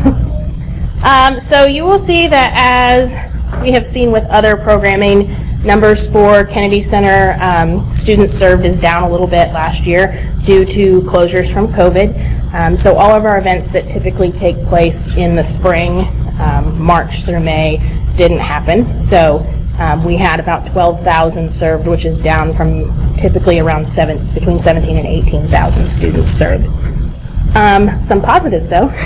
We did expand the My Studio To Go program. If you're not familiar with this program, it is a backpack program for 2nd and 6th grade students at select Title I buildings. And they get a backpack full of supplies each month, January through May, to take home with project ideas for those students to be able to have art supplies in their homes, which some of them typically do not. So through the generous funding of our donor, they reached out and wanted to increase funding so that we could add more schools. We were able to add Bingham for 2nd grade and Jarrett for 6th grade. And one exciting thing about Jarrett is all of their 6th graders take art in their 6th grade year. So it is serving their entire 6th grade population. And that's the only school where that's happening at. So we were really excited to be able to add them last year. Can I ask you a question? I don't want to be greedy, but why is it January through June instead of the whole year? We have to collect numbers and then order the supplies, get them in, and put everything together. So it takes a little bit of time there at the beginning to be able to do that and get it distributed. We also added to the Moxie visual literacy experience. It had piloted the previous year with just one building, and we expanded that to 10 elementary buildings this year, and that is a program with 3rd grade. We're looking at possible ways to expand that in the future, but we also have a lot of programming already happening for 3rd grade, and we want to make sure that we're not pulling them out of their classrooms too much, because they've got the Springfield Little Theater experience that just started, and they already attend Peter and the Wolf. So we want to make sure we're being mindful of the time that we would be taking them out of classrooms. And none of the kids who attended Moxie overlapped with kids who attended the Springfield Little Theater experience. We made sure that there wasn't that overlap, so there wasn't that additional pullout. And then we were able to continue the Springfield Regional Arts Conference virtually. And thanks to grants that we received from the Missouri Arts Council, we were able to open that up statewide, free for all participants, which is a really great thing because Kansas City and St. Louis also offer a Arts Integration Conference, and they chose to cancel theirs. So we had participants from all across the state and even a participant from Georgia. So that was exciting. Next steps for this year is, of course, some of those experiences are going to have to look different due to the hybrid schedule and safety and social distancing protocols. So we are looking at ways to make things happen virtually. I've been in talk with all of our partners. Some things that take place this fall, like 5th grade trips to the Art Museum, which would normally already started. They are working on a project bag, which they had kind of done over the summer for the community. So they're going to put together a project bag that we can distribute that matches with a display that they have at the museum at that time. I've also talked to the Nutcracker, which takes place this semester, and they're going to do a virtual experience for our students. So it'll be different, but they're still going to get those arts experiences. And then again, we're planning for the 3rd annual Arts Integration Conference to take place next summer. Great. Thank you. I think Martha is up next. Yes.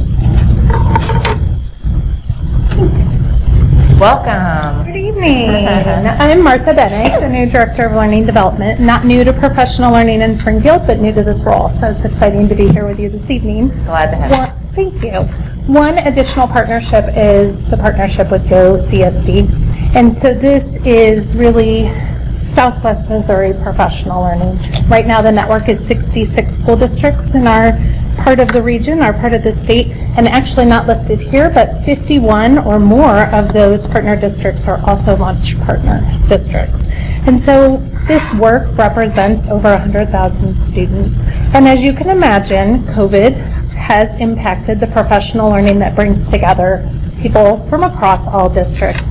And so much of the professional learning that Springfield Public Schools engages in is often in the spring and the summer to kind of wrap up the school year and launch the new as far as with Go CSD. And so with COVID in the spring and the uncertainty of what the summer would bring, the Professional Learning Communities Summit to support the PLC work that was spoken about earlier was scheduled for this August, has been moved to the following summer, as well as Innovation Summit, which is a big event that has been held in Branson the last few years, was again at the end of the school year. We would have had probably close to 200 of our educators, and it's been rescheduled for next August. Hopefully that will work with our back to school calendar so that we can fairly represent. And then what has been added is some virtual learning options through the Canvas catalog. Go CSD has a Canvas catalog similar to some of the things we have within our internal system, and both learning support and virtual learning have added some additional opportunity for professional learning for our partner districts as well as our teachers. So what we know is that while professional learning and how it was in a seated realm was put on pause, the work has not stopped and the partnership has not stopped. And so conscious discipline is a piece that will be added next summer. Our school system is knee-deep in conscious discipline, especially within the central feeder pattern, but this will be a great opportunity for expansion there for not just our system, but beyond. And then the professional learning opportunities that are offered through Go CSD will continue to be offered to our teachers, and we will continue to partner. Our very own Dr. Nicole Holt now sits on the board of directors for Go CSD, so that's a celebration. We will continue to partner on the Innovation Summit planning team, and then a new partnership is representation from our district on the Professional Learning Committee. So it may be that that's been served in the past, and then we had a break, and we're back to that again. So that is the work of Go CSD, and we look forward to continuing to rethink how we can reach, even if we can't all come together. So thank you. Thank you. Next is student experience slide. Yeah, I forgot to say that. Jay and Ron. Okay, cue the regulars.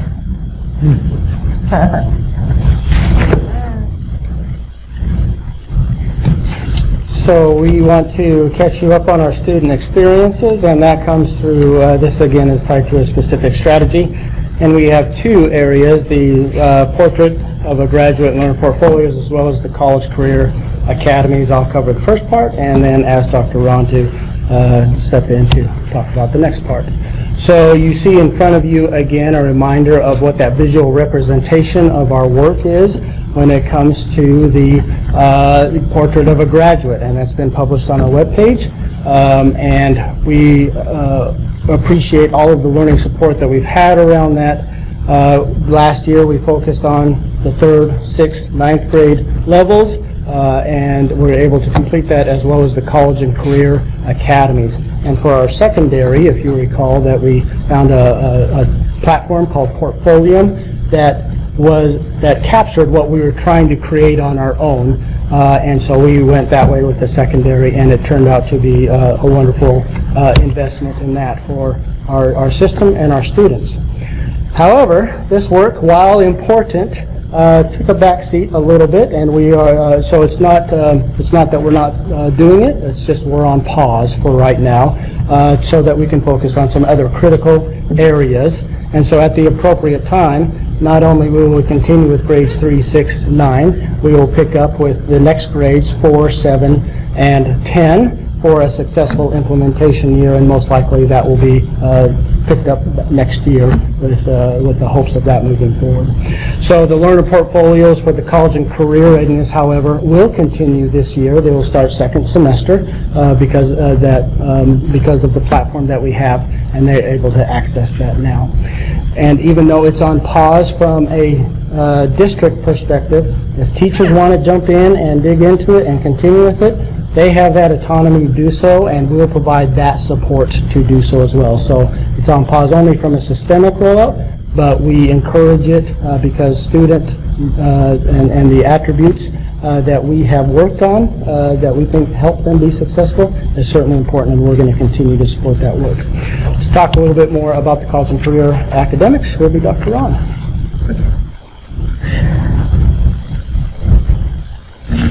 3 years ago, Springfield Public Schools began a journey to look at the Career Academies model, and I'm proud to say that I'm from a previous district that implemented this model at a very high level, and it had amazing results for kids.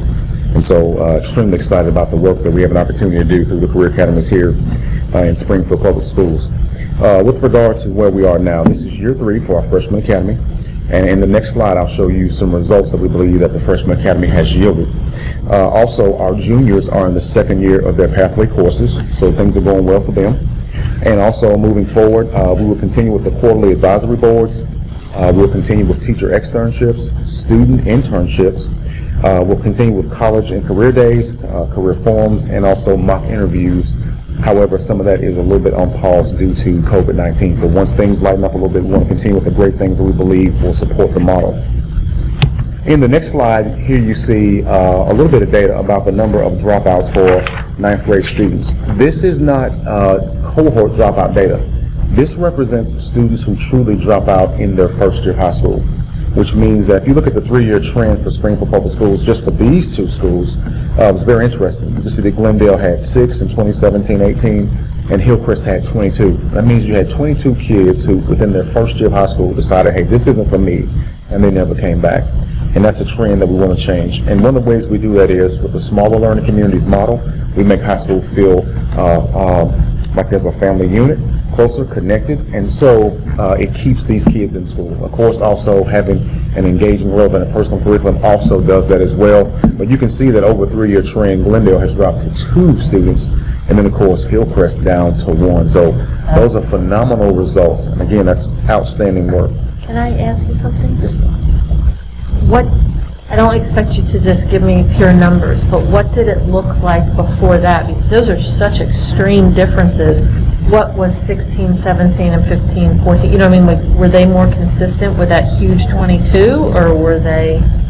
I would defer to Dr. Jim. I don't think Ron could pull that out of his head. Yeah. Well, you can phone a friend, Ron. He's been here 6 weeks. And I can't if you've got candy too, let us know. Yeah. Well, can you at least tell me if that's an outlier, that 22? No, it's not, right? I mean, it's one of the reasons we went this way, to put smaller learning communities, because we had dropout rates that were way too high, right? It is, but that's incredible. The first step is, one of the most important steps is making sure that they are hooked up early on in their career and don't get behind credit deficient. The next slide gets to credit course failures for 9th graders, which leads to the dropouts, right, when they're high course failures that year. So it did not look like 18, 19, 19, 20. I can't tell you that it was as high as 17, 18, but it was definitely a concern area, which is one of the reasons for implementation. Awesome. Well, that's really great.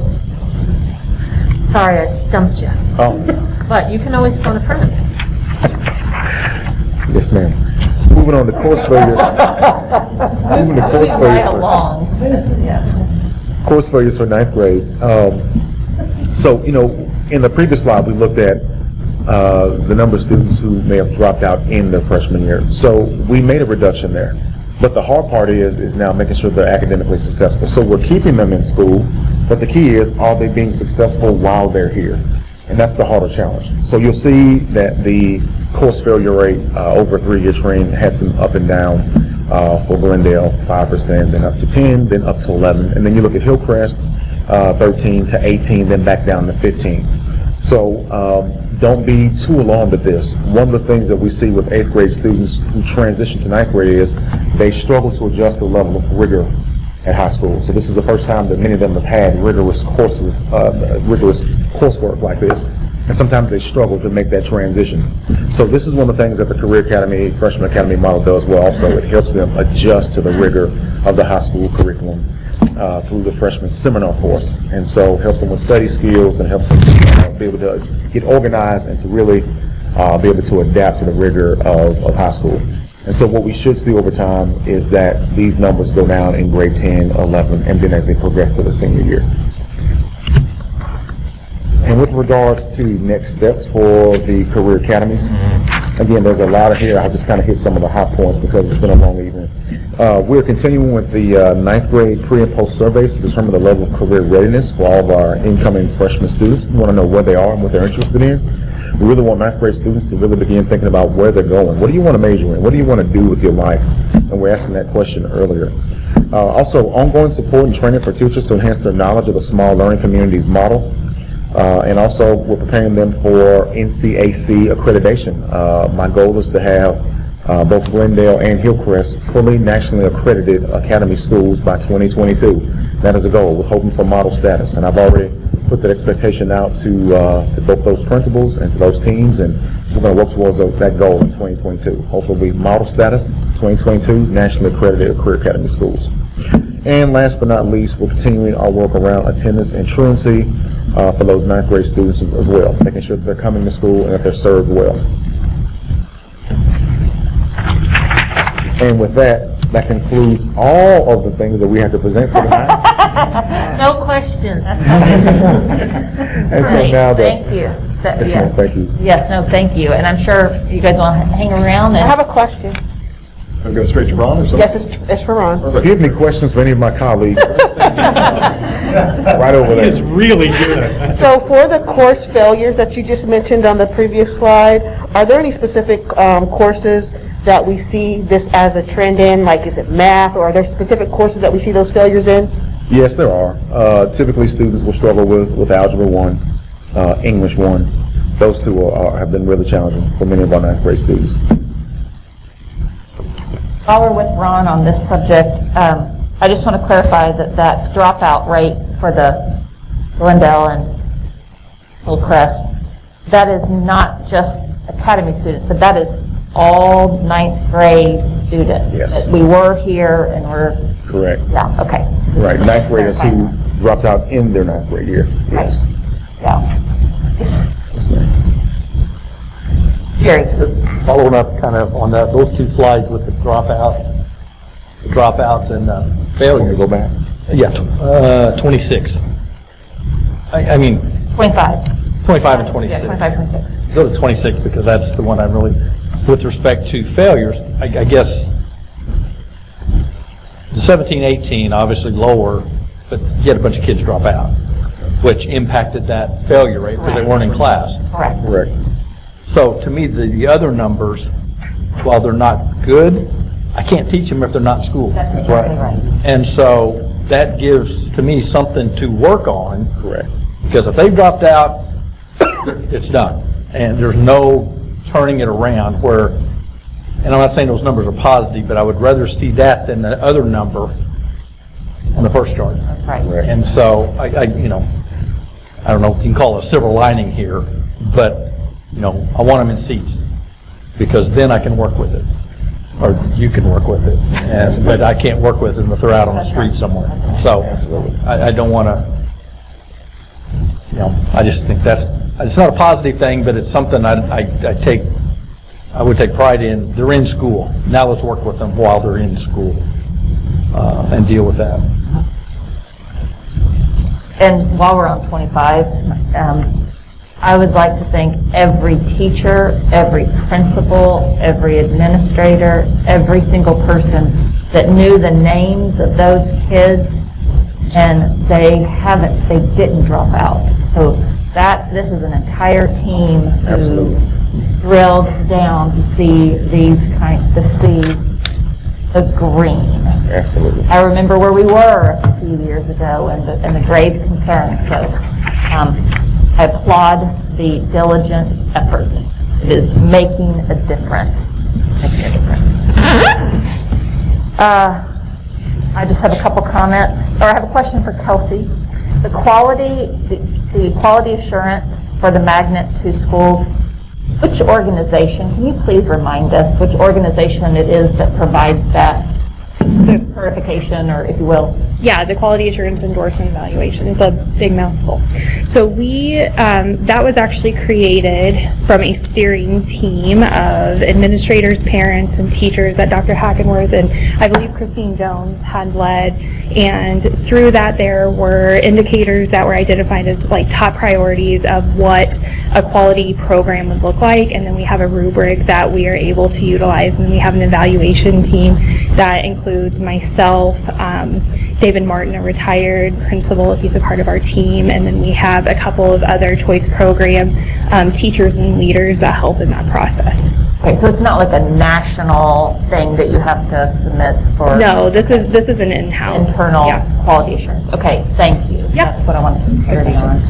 And then, just Dana, you don't even need to come up, I'm just telling you, I think we had incredible numbers given the current reality. And so I know we're all focused on like the fourth quarter, but I think in all of our reports we have 3 quarters to celebrate.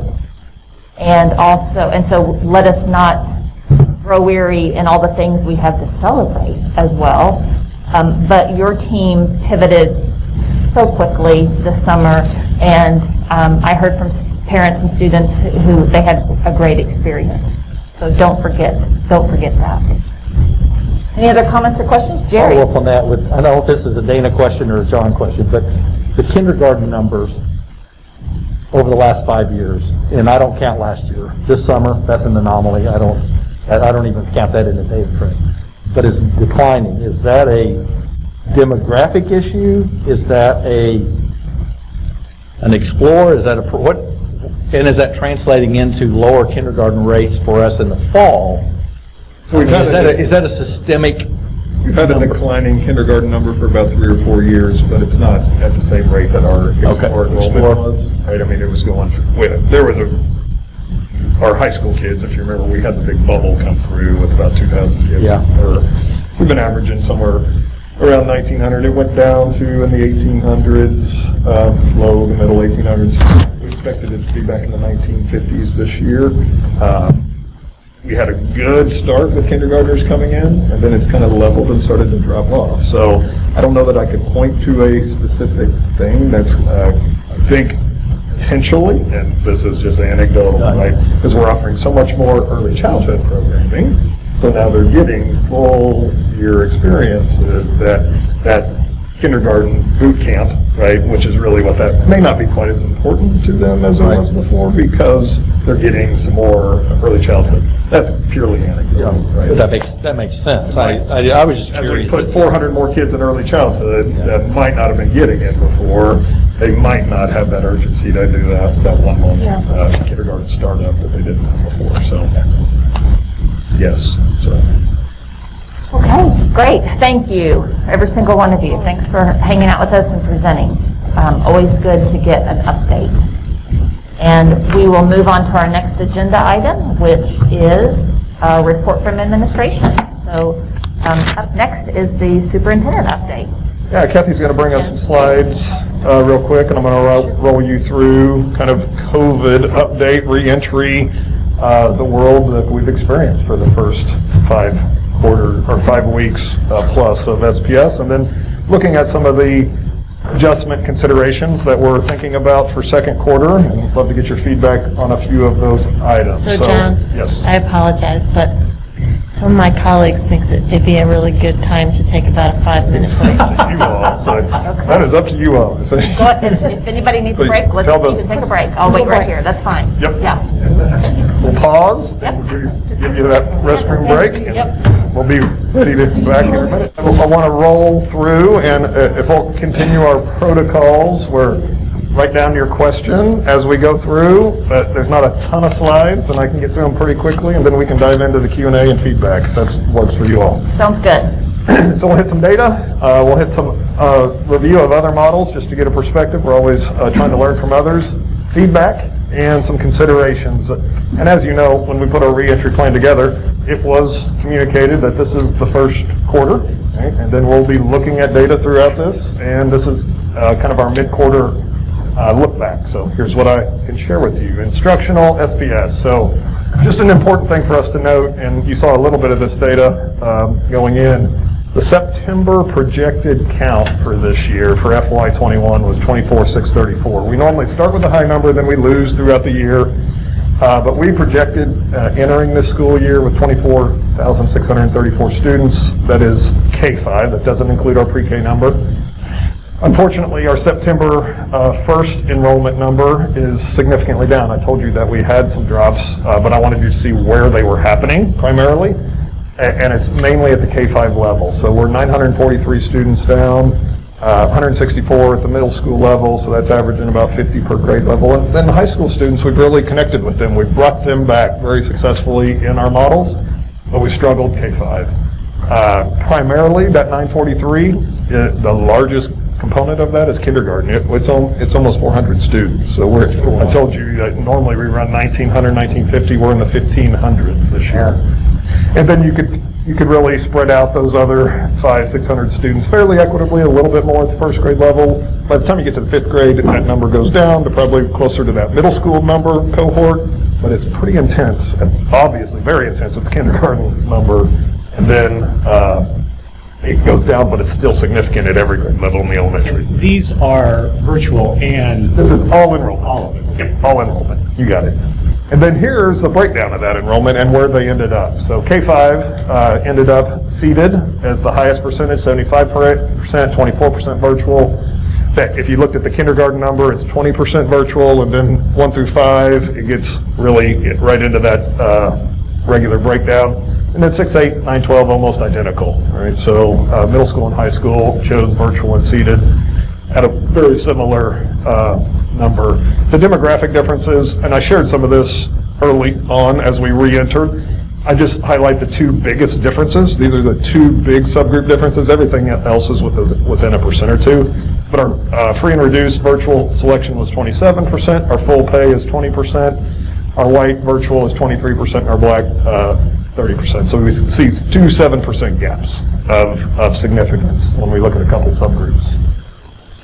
Instructional shifts. One of the things that we've tried to communicate early on is that you're choosing your instructional model for the semester, right? While we're going to look at quarter to see if there are things that we need to do differently, we want you to stay in yours, because we have to staff, right? I mean, we have to move our staff to either a virtual delivery or to a seated delivery, and then we can't have just this constant turnover. So since the beginning of school, we still have allowed 1,254 of those shifts to take place.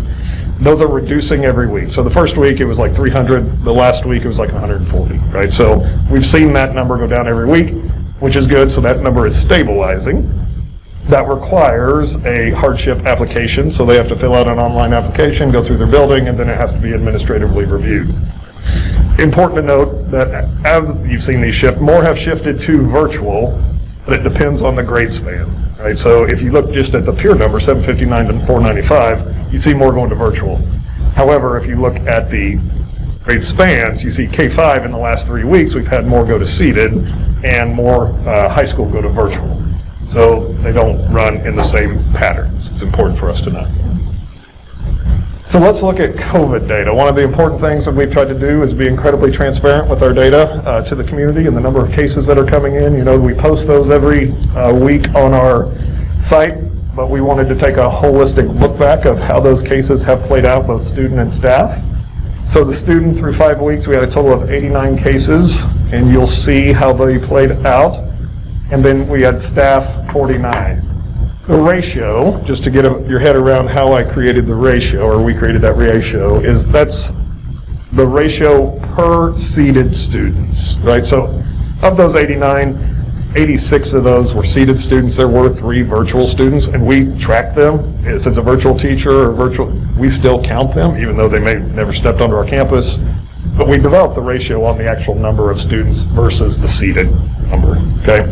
So at the K-5 level, it's 1 to 304 students. At the 6-8 level, 1 to 300 students. And this is just a 5-week snapshot of and that's really a measure of the intensity of case numbers at the grade spans.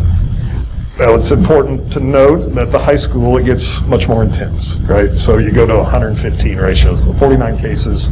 So if you looked at the elementaries, that would be 1 per day. That's 25 instructional days that it's shown up in our elementary schools, and that's 35 campuses. 6-8, it's obviously lower than that with our 9 campuses, and then 9-12, it's about 2 per day at our 5 high school campuses. The staff, you see it plays out in lots of different ways, but pretty equitably if we think about the percentage of staff at each of those grade spans. Because K-6, we have 6 grade levels. 6-8, that's 3 grade levels, and then 9-12, 4 grade levels. So we would expect, if it was distributed equitably, that you'd have the most K-5, and you'd have the least 6-8. And then other includes all the support positions that might not be building assigned, right? KAC, GSC, transportation, other things like that. So there's some additional positions that are building assigned positions.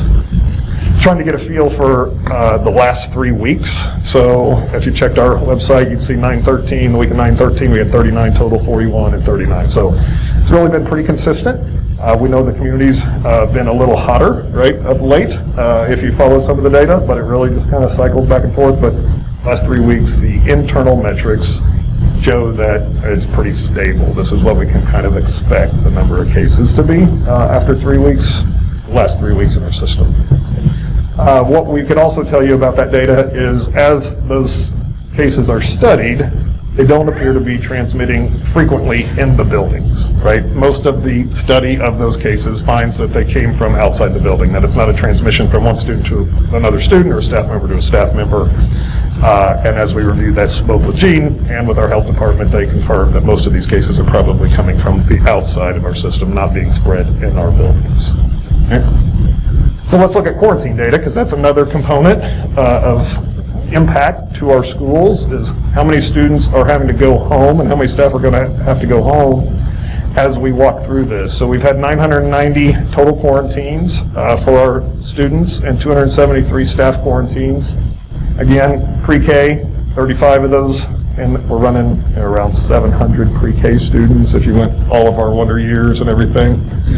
K-5, 367, so the ratio, again, I did the exact same thing, run that off of the percent of seated students, not the percent of all students. 1 to 21 ratio, the 6-8 grade levels showed a very similar ratio. High school, that ratio goes down, more intensity on our quarantines. One of the things that could be affecting high school, which we think is likely, is activities. So we wanted to make sure that we have 2 activity spaces, right, 6-8 and 9-12. And really 6-8 is primarily 7-8, because that 6th grade level really doesn't have athletics and things. So at the 7-8 level, we've had 75. At the 9-12, we've had 156 that were quarantines due to an activity exposure. Those are they're included in the 400. You got it. They're embedded in the larger number. Right? So they are having an effect. Without activities, we'd have a lower number of quarantines. I mean, that's just the likelihood, because we don't have as many exposure risk in our building as we do sometimes when we have activities outside. But we also know there's a lot of students getting a lot of experiences and a lot of activities that are doing it safely, but we do have some quarantine increases because of activities. At the staff level, pre-K, 21, and then you'll see the kind of the similar data as cases played out. Elementary is higher, and that's where most of our staff lie, because they're 6th grade levels versus 6-8. Our smallest number, 9-12, is the number in between. And then that 71 are, again, all the other support positions that might exist throughout our system. may have been impacted by a case that came into our school. So that's a little quarantine data. Important to think about as we think about adjustments. What's our class size data and our transportation data look like? So this is the in-person class size. K5 is 18, 6-8 is 18, 9-12 average is 14. Class size is always smaller at the high school because of the number of sections and specials and all the things that you look at. So you always end up with a smaller class size at the high school level. That number is broken in half in the hybrid, right? So 18. So that means on average, our K-5 classrooms have less than 10 students in them on a Monday, Tuesday, and on a Thursday, Friday. Same thing at the 6-8 level, and even smaller at the high school level. And the attendance for the first 5 weeks is running 93%, so it just gives you a perspective of how many kids are actually in our classrooms on a regular basis. So attendance is running pretty good, considering, right, that we're in a pandemic. Kids want to be there and showing up. Unless there's quarantines, we're getting really high attendance. Average bus route ridership is 18. Those are scheduled students, and next week we'll take a hard look at the actual number of people in seats, right? We do a little bit of a look back to say what's their percentage of actual showing up, but we don't take that attendance like we do student attendance on a weekly basis. So that's a little in-person data. Other things that we've looked at are what are the other models? And, DESE's collected these models across the state. When we look at data, often we look at our regional peers and then we look at statewide peers, and you guys are used to seeing us present data that way. Our current region, all peers are offering full day K-5, and that's for the most part what we would say is our border districts, right? And then some of the others that are in our region that we often compare to. Majority of them remain open 6-12. There have been some shifts to hybrid or to short-term virtual shutdowns at high schools, both private and public. They've been limited number, a small number of our peers, but there have been some shutdowns. No significant shifts or shutdowns at the K-8 level regionally. Most of those impacts have been high school shifts that they've had to make. At the state level, we took the largest 15 districts, so we're the largest district, but we looked at the others and called to get updates on where are they in their current work. 5 are in a full virtual, reviewing shifts to occur. They're really doing those simultaneously with us right now as they're looking. Some have already announced their announcements to move to hybrid or seated. Others are working on that for end of first quarter, kind of the same thing that we're talking about. 7 of those statewide peers are open 5 days a week. For 5 of those are in hybrid, 5 of them are in a 5-day-a-week K-5. 1 is open in a 5-day K-3. 1 is a full hybrid, but they're shifting to 5-day seated, and then 3 of them are open 5 days K-12. All of them have a virtual option, just like we do, but the majority of our peers are open 5 days seated at their youngest levels and moving to more days with some of their higher grade levels. High schools still continue to be more hybrid than not, but the elementaries and middles appear to be shifting more aggressively towards 5-day option. Feedback, important thing that we wanted to do is just catch a moment, a glimpse in time from our community and say, hey, at the end of the first quarter, what thoughts or suggestions do you have as we consider potential adjustments in our learning options?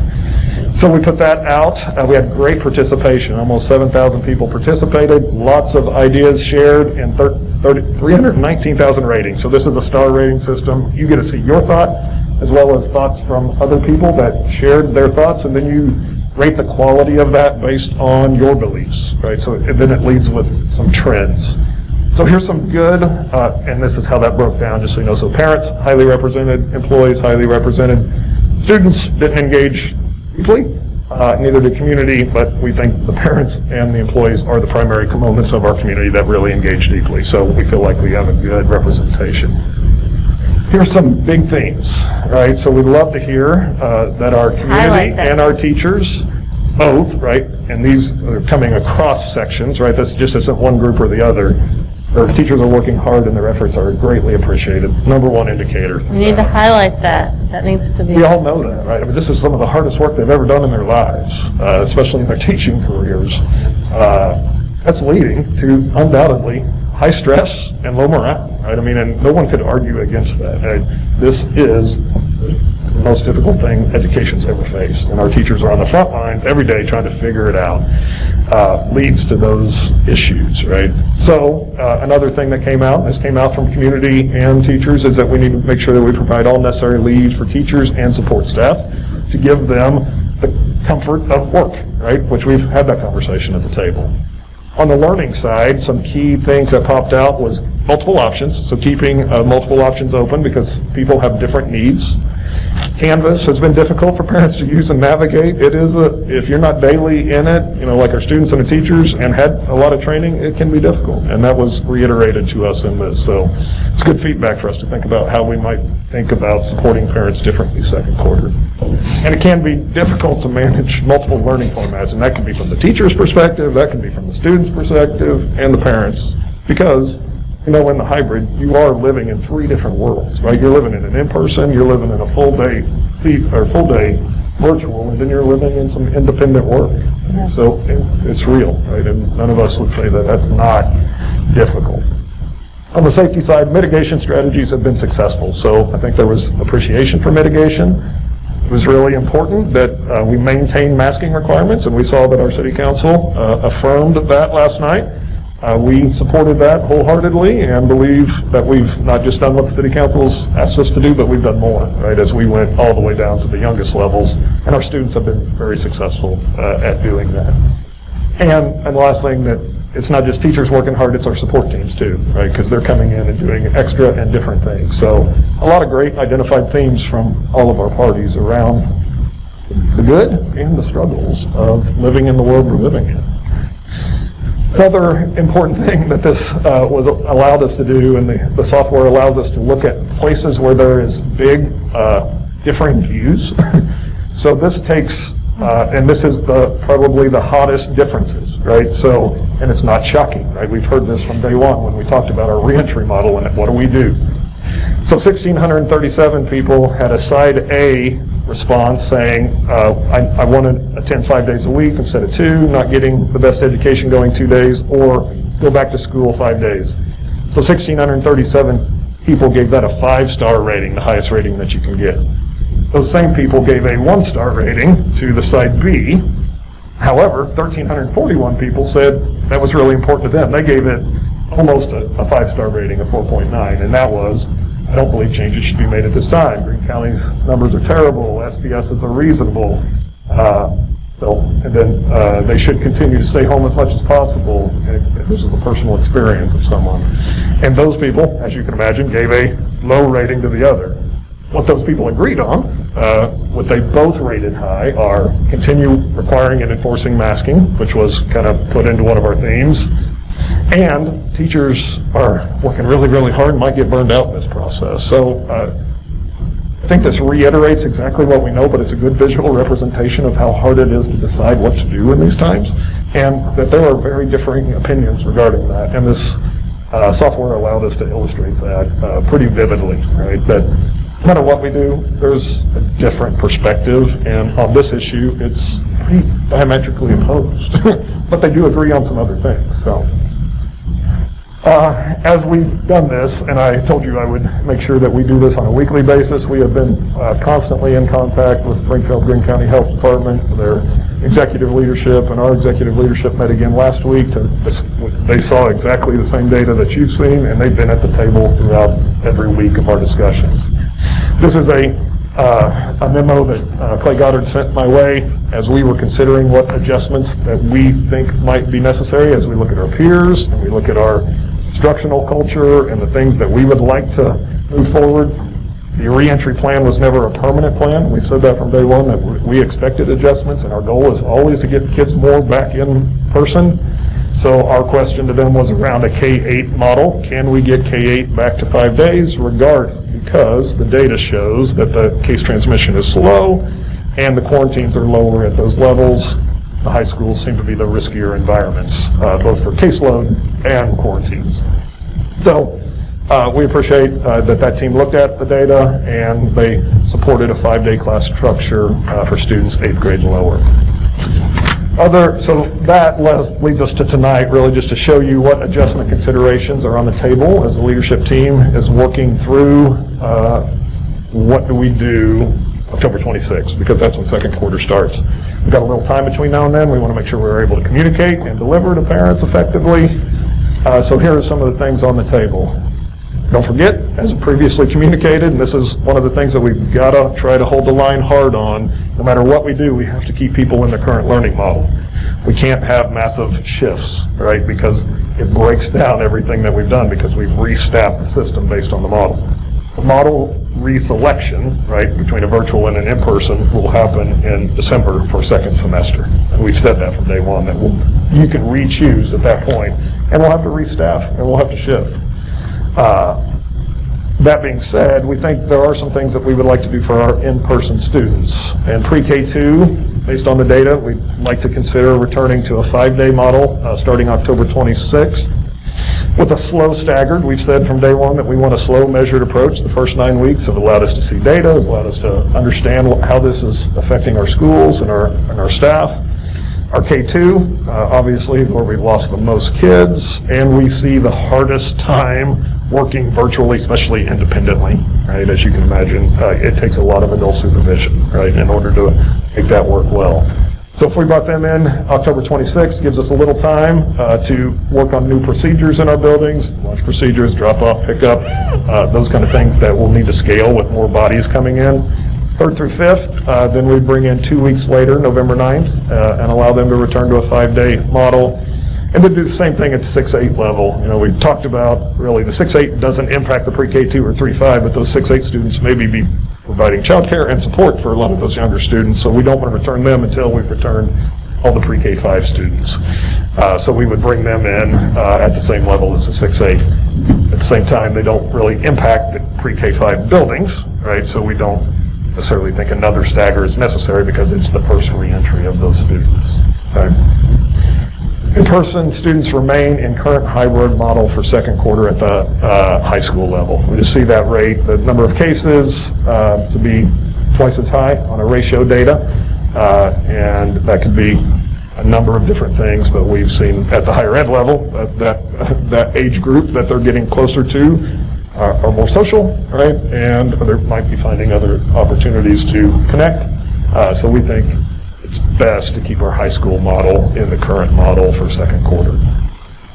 We say all that and know that it's not easy to make the decision of when to go back more, but I think the data has led us to a point that we think we can do it successfully. It would be a staggered timeline, like we talked about, and here are some of the support structures that we need to make sure that we are ready to do in order to make that happen. So making that decision in the next week or so allows us to prepare for any cleaning changes.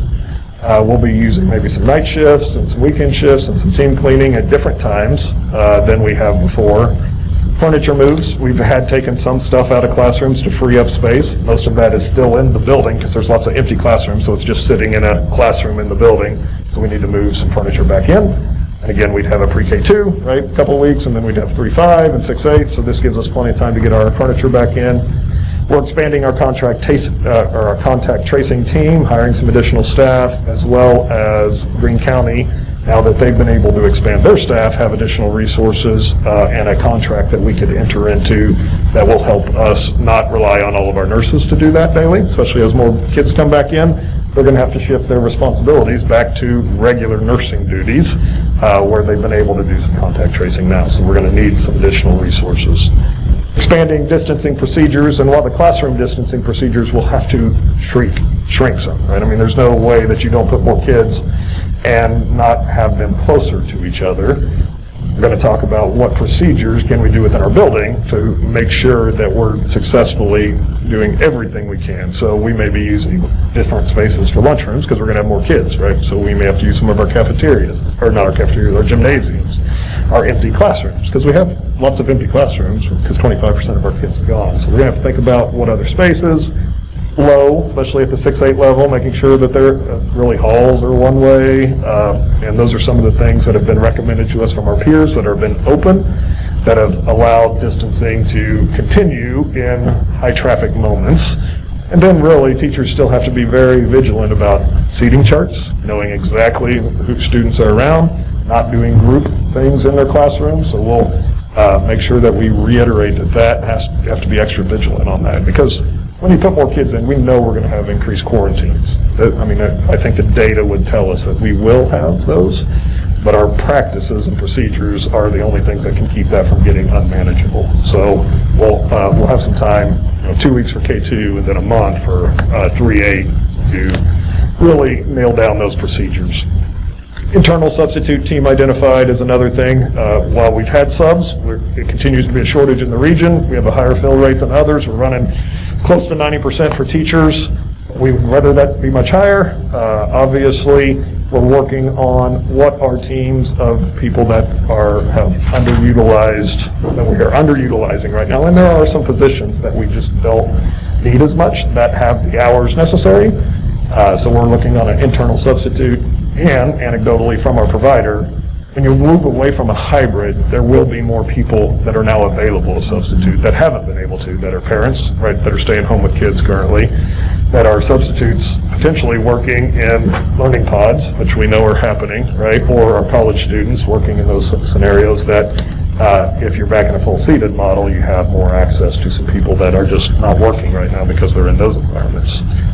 And that's another thing that we've learned, right, and we knew this would happen, that many of our K-8 kids are not alone on those other 2 days, right? They are not sitting at home, right, with their parent at that point. They're going to be in some other programming, or they're going to be near other kids. So we believe that our procedures are really good and can be a safe place for those students to come back and learn with us more than they're currently learning with us. And those are the things that have led us to the point of, those are the considerations we're really looking at right now. So as we do that, we always want to give you what's on our mind, and you've seen all the data that we know, really, when it comes to this. If you have questions, I'd love to field those, and then if you have feedback regarding timeline and grade levels and those kind of things, this is the time to share with the leadership team, what you're thinking and what you're feeling when it comes to adjustments. So. Great, thank you, Dr. Zellman. And yes, we'll make sure everybody gets time to share. Yeah. I want to say thank you, because none of us have a crystal ball and none of us have done this before. I really appreciate all the effort that you and your team are putting into this, and I don't have a better answer, so I support what you want to do. We're doing the best we can, and I just appreciate how much thought is being put into it.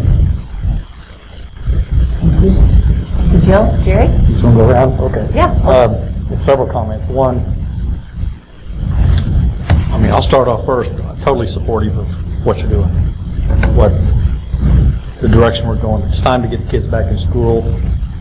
Much as I like virtual learning, it's not working for these young kids. I just don't believe it, unfortunately. And that's not a knock on virtual learning. I just don't think that's the way to do it for K-2 or 3 to do it. So my concern there is this 26% of the kids that are coming in virtual in the first semester, second semester they're behind when they start. That's going to be, to me, more work on the teachers, because they're working, they're 120% right now, the teachers are, and they need some consistency, they need some stability to do this. And, we can make this decision strategically now, as opposed to a knee-jerk, quick turn on a dime because of what happened. We can do it thoughtfully based on data right now, and I think now's the time to do it. But particularly with middle school and some of them, I don't care COVID or not COVID, school's still the safest place for kids. With COVID, I think it's safer for kids to be in school than be out at the mall doing whatever or all that, because of the procedures and the things your staff, your teachers, your support staff are doing. That's still, to me, the best place for kids. We'll see what happens, but based on what my experience has seen around the state on other schools that have done this, they've had pretty successful at it. I know there's been a couple that have had to shut down for a week for things, and a lot of that has to do with they can't find substitute teachers. A problem with teachers, they can't find substitutes, not because they got a high thing of students with COVID. They can't find substitute teachers, so there's nothing they can do about it. And so I'm totally supportive of this approach. I think it's time. I like the stair step let's get a few of them in, a few of them in, a few of them in, and by the time we get to the second semester, Jill said, who knows what the crystal ball looks like January 1, but as of now, I'm totally supportive of that. I appreciate Clay's support, having his support for that and data from that. I think that's a key thing, really important, that we're not just doing it because I want to get them back in school, which I do, but I want to get them back in school safely and the staff back in school safely. But I think we can do that. And we need to get caught up, so to speak, with these kids back in school. So I'm supportive of it. I'm ready to go and see what happens. Any questions yet? No questions yet. Okay. On the, and maybe Stephen can answer it, or John, on the daily report, it'll say a limited number have to be quarantined. Is that from 1 to 20? Because we got 990 people quarantined, students. But then the next one will say they were masked and socially distanced, so we have no quarantine. Everybody's masked. Correct. Right? So I don't understand how one person could have COVID in any of our schools and ever be completely completely social distanced.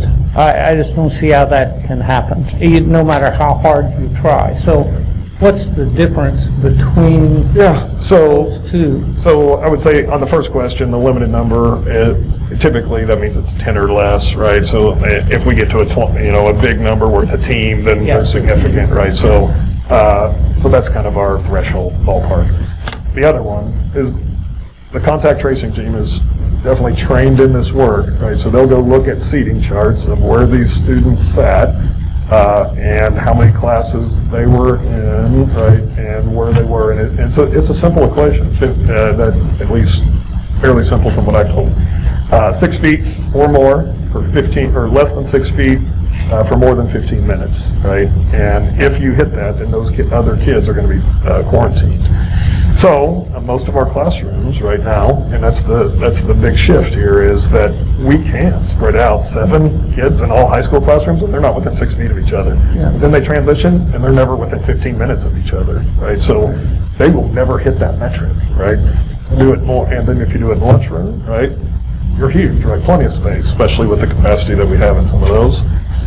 Most of those, again, you'll see the most intense on the quarantines at activities where you just can't do that, right, as well as you can in our classrooms.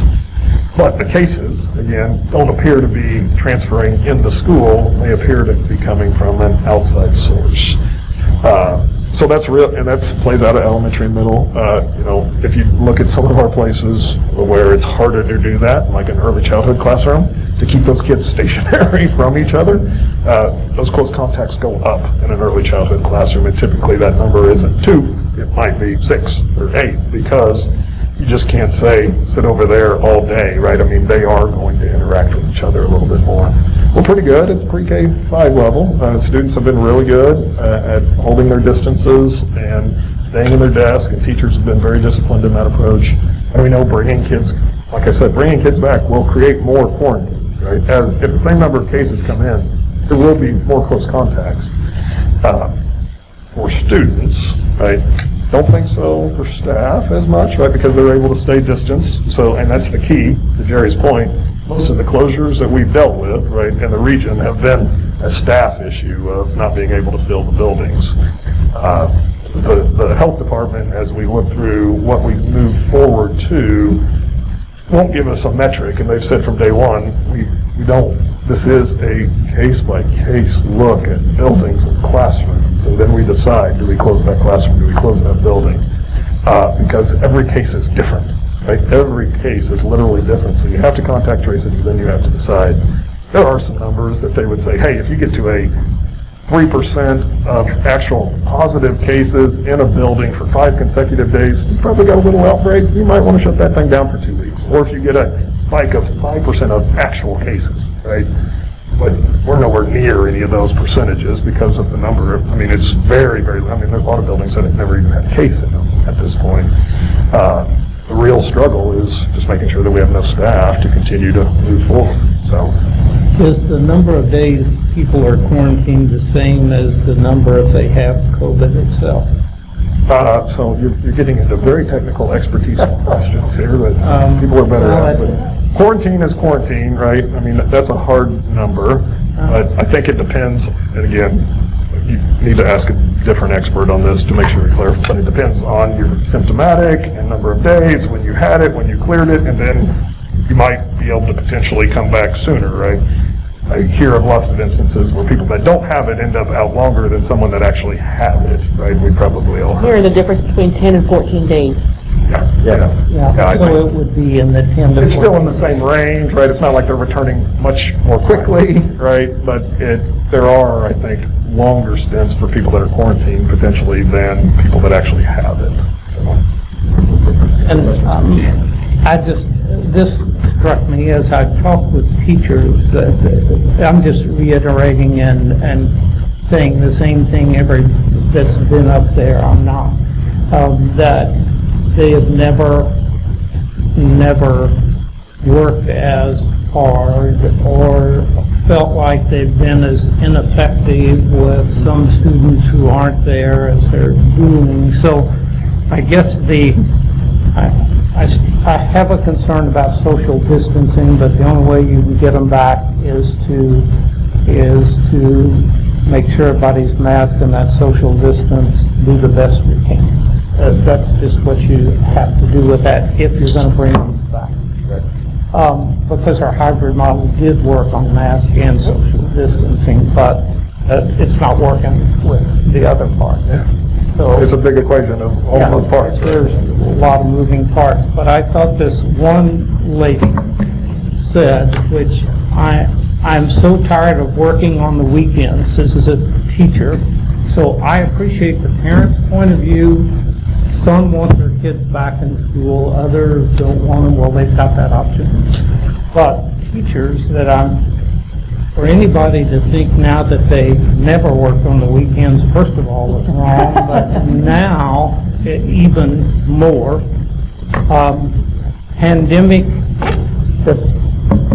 Pandemic teaching, weekend work is especially egregious. And no thank you to anybody who tells me do not work and set limits. Good teachers, you quit telling them that because they're not going to do it. They're going to continue, and I'm worried about that because it affects them, it affects their family, and I don't know what we can do. So I hate presenting problems without answers, except, and this lady said, I've been teaching for longer than most of you have been alive, and thank you, I already have a therapist. So, she still has a sense of humor, but at the same time to know we're concerned about the mental health of our students and how they're doing. I think we really need to ramp that up for our staff somehow. And I don't know, because you can't tell them, when you leave at 4 o'clock, just don't do anything. That's not going to happen. Don't do anything on the weekend. Just go out with your family. Not good teachers. It's not in their genes. It won't happen. It won't happen. And I think your point's well taken, is exactly that the safety measures have worked on one part, but the hybrid model has done that very effectively.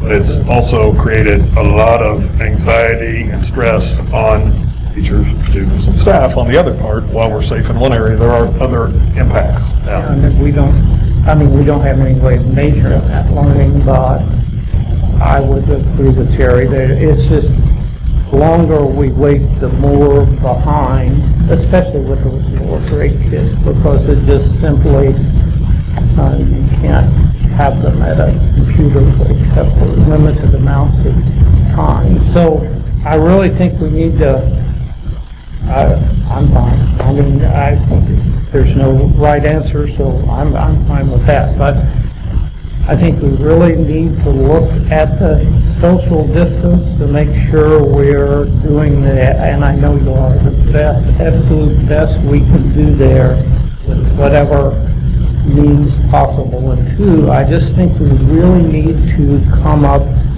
with a way that we are recognizing what's given to us there with our teachers, that staff also, but teachers have to take that stuff home and actually teach their kids virtually, and if the kids are quarantined, they're still going to have to do some of those things while they've got 18 kids in front of them teaching them. Although I think I would rather do it this way. I just try to put myself there and think, I would have failed the other way. I would have, somebody would have had to give me a therapist. Thank you, Bruce. Thank you. I mean, I would agree with everybody on at least 2 points. One is, I appreciate all the hard work that's gone into this. Nobody is making these decisions lightly, right? This is not a knee-jerk reaction. Secondly, the blue-green analysis up there means we're damned if we do, damned if we do, and damned if we don't. Right? There is, and so given that, I'm probably a little greener than most.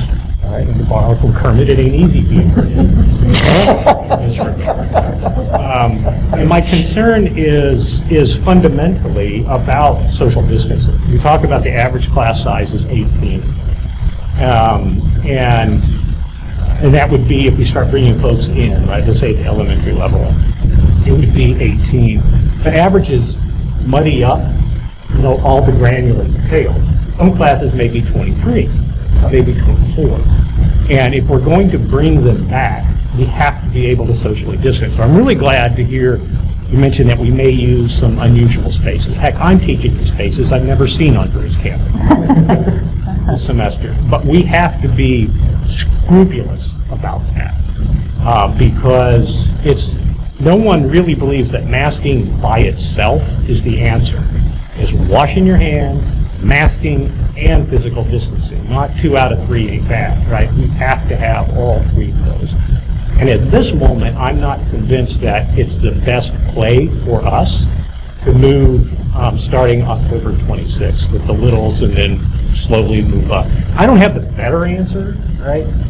So I'm just going to be comfortably green at the moment, recognizing that nobody else may be. I would also make a couple other observations. One, it's going to change the pedagogy, right? If we're scrupulous about physical distancing, the pedagogy will have to change. Many of the benefits we want bringing kids back will either not be there or will at least be experienced differently, right? So it's not going to be all the same when we bring kids back.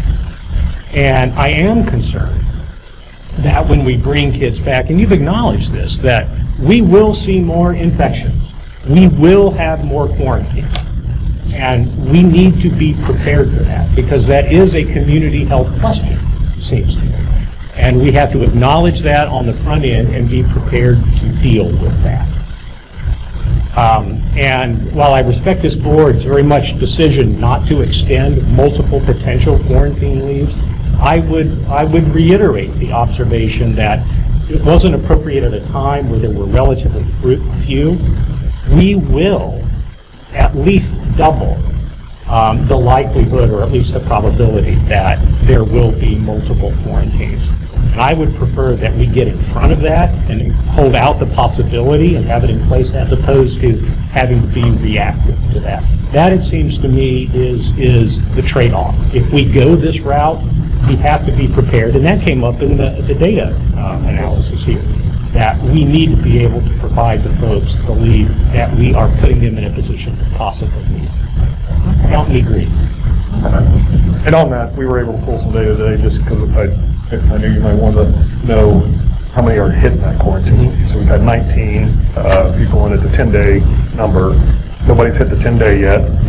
They're averaging 4. at this point, but it is being used by a small population. Most of those quarantines are assigned remote work, right? But it's being used, and it's being used for the right metal. And as we get closer, we definitely don't want to put people in a position. So we'll continue to monitor administratively, and maybe, in fact, I know the board voted based on the space and time, but if there is an additional need that we see as this accelerates, we definitely want to get you to rethink, right, and see if you're still in the same spot or not. So, thanks, Charles. I don't want to beat a dead horse, but I want to reiterate some of the things that that Charles said. You mentioned that for what we know right now, that most of the spread for the cases that we have in Springfield Public Schools are coming from outside of the building. And what we do know is that outside of the building in Springfield, we're having a kind of a spurt right now. So we will likely see more cases inside of the building, as outside of the building we are seeing a lot of more cases right now. And so I agree that I'm really concerned bringing all of those folks to 5 days, teachers and students, that we will see the increase of teachers and students who either are positive with cases of COVID and or need to be quarantined.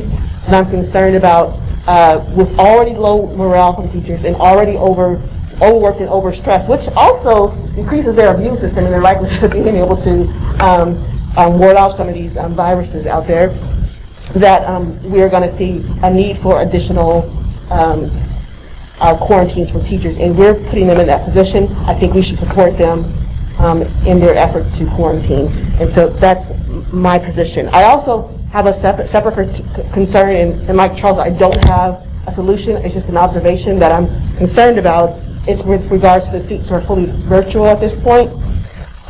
Those students who are fully virtual, we have a high percentage of African American students and a high percentage of free and reduced lunch students who have chosen the virtual route. And from what I'm observing in the community and here in the community, I'm really concerned about those students getting a quality education. I'm hearing lots of concerns about how they are doing their instruction, getting their instruction, and getting the support of their instruction. And it really concerns me with those two populations, which already have some standard difficulties with meeting some of the standards that we already have. Don't have a solution. Share the same concern. Our teachers and our team are thinking and working on strategies on a daily basis because those students need us more than ever right now. Right? So we share the same concern and are working on things to help support. So, very good. Thank you. Okay, my last, go ahead. Yep. So it's been interesting to hear what everyone has to say, and I think we all can agree somewhat with everyone because we don't have good answers. I mean, this is just such an unusual time for all of us, and we can agree with some things based on what we're hearing and seeing. And I know just as recently as today, I received an excellent letter from a teacher that was pleading with not so much the work that it's required on her part with her second grade classroom, but what she's seen with her own children not being in school and how she's seen some of the work regressing, and feels like for her own students and her own children need to be back in school. And the stress on their family and the stress on the children and one is a special needs child and getting them back into a routine. So I get that. And then I get another letter from one of our healthcare individuals in the district, and they worry about, as a healthcare person in the district, going back to the 5 days and what things might look like, then taking over the care of having kids in the building 5 days. So it goes back and forth. And so I understand this blue and green circle, but when I look at that, I kind of see the blue circle as real time concerns and observations for what people see happening, what our teachers see from our students, what our parents see what's happening with their kids. So I see the blue as kind of a real time, what people are reporting, observations, and I see a green as what people fear, and that's as important as could happen with bringing our kids back 5 days. So I kind of see it as two different lenses. One is they see now, what they're concerned about now, and worry about now, and then what they feel like could happen if it's come back 5 days. So two excellent circles. But I guess from what I've heard and what I have seen, I've observed some of our children doing the virtual days, and just doesn't seem like, kind of like what Jerry said, it just doesn't seem like the kids are as tuned in, they're not as excited about their learning. And when I ask, how are you doing, how's school going, there's just not much excitement there. There's just not, they want to see their friends, they want to see their teachers, they want to get back to a routine. I think that's important for kids. But like Jerry said, we also want to get them back to a routine. We want them to be safe. So I'm probably, one that from all the folks I hear from, and I'm hearing from them now, that's why I'm leaving this alone, that our teachers are exhausted, and they very much want their kids back 5 days. And some say, you get our kids back, put our kids back 5 days, and we will figure out a way to socially distance them. I mean, they'll do what needs to be done. And I trust our teachers. I think they want the very best for their kids. They want the best for their kids, and they want to keep them safe. And I think they will be very innovative, and I think they'll come up with ways and principals in the buildings to do the very best they can to keep them social distance. The one thing I'm concerned about is some of our teachers that might right now be serving more students on their Monday, Tuesday, and their Thursday, Friday, than they can socially distance. For example, you have a teacher that has 15 or 16 Monday, Tuesday, and 15, 16 Thursday, Friday, because I think that could happen. They can handle that many Monday, Tuesday, they can handle that many Thursday, Friday, but if they both come back, then that would be a classroom of 30. So I'm looking at Jay, We do have, assuming those transitions. Charles brought that up, right, that some of those could get big, right? And we will have some teachers we'll need to bring back, right, from their current assignment. It's not a large number, but some of their sections are too big for us to bring back in the environment we're in. So we've already started that analysis, know how many, and this will allow us to stagger them in slowly. But there are some classrooms that are too big. And I'm just bringing that up because I know you always do. It's a very small percentage of the 400 elementary classrooms that we have, right, that we would have that. And I know every year you're great about checking in with those classrooms, without COVID concern and making sure you get those sizes right. So that's just something else. So I believe a tremendous amount of work has gone into this, and you have so much input from so many people, help, the Greene County Health and medical personnel, and I would be excited to get our kids back. I would be excited to get them back in school very safe. So I guess I'm whatever, if we're going colors. I didn't get the reference until she made the connection that the green is the chart. Thank you. Right. With a lot of the purple in between. Charles could have given the slide number. Just kidding. The Venn diagram there. Exactly. Slide It's a technical 17. term. I just pulled it up myself. Venn diagram with the purple in the middle, so.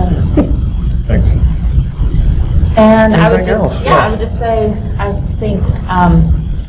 I think that it is very valuable and critical to hear from every single board member and to provide that feedback to the administrative team. And I would just say, Mr. Gentleman, I think that you've done exactly what we've asked of you, to give us an update and evaluation after 6 weeks and to provide us with the data that your team has been collecting.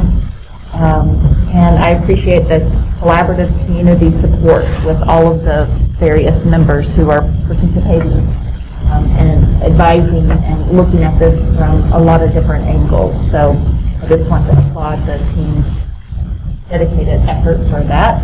And as you move forward to the next steps and those types of adjustments for second quarter, I will mention that we look forward to hearing what the administrative team has in terms of recommendation to any type of policy that needs to adjust now that we have more time, more data, and we also see perhaps the trajectory of what's to come. So we look forward to receiving any recommendations that you see that we need to consider.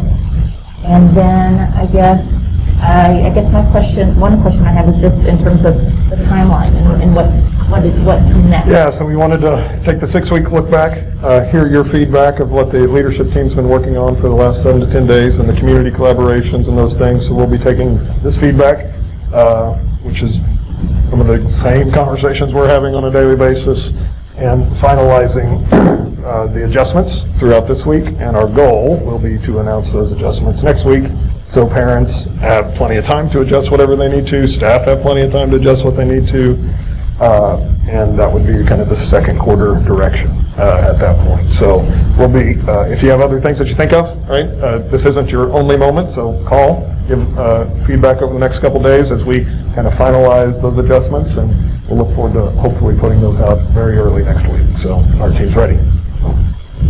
Thank you very much. At this point, because you mentioned contact tracing, which I think is really crucial on how fast that happens. So, you said we're going to take the nurses kind of out of that. Do you have a plan, or do you need so we have resources to? So we have kind of a 3-step plan that Brett and Jean and the Greene County, as part of our move to this, have already talked about of what we need to do. So some of it is additional, and we have still substitute money because we're not using as many, so we have plenty of budget money that we can go hire temporary positions in order to help with this contact tracing. So that's been activated to start that process, and Penny's working with Jean on that. And then we're working on a second contract and this would come potentially before the board at the next meeting. That's for a contract provider that does some of this work that I think the city and the county are using also. So this provides us another layer of resources. They do portions of that follow-up tracing. So if there's board actions, we'll certainly be pushing those to you at the next meeting. So this is a minor issue, but it relates to something Bruce mentioned earlier, and that is that we get a limited number of quarantine. Is there a reason we don't get the number? Yeah, I don't know that there's a reason. We just didn't. Is there a reason we don't get the number? I guess it might be really the question. No, I don't think so. We just have just said limited number because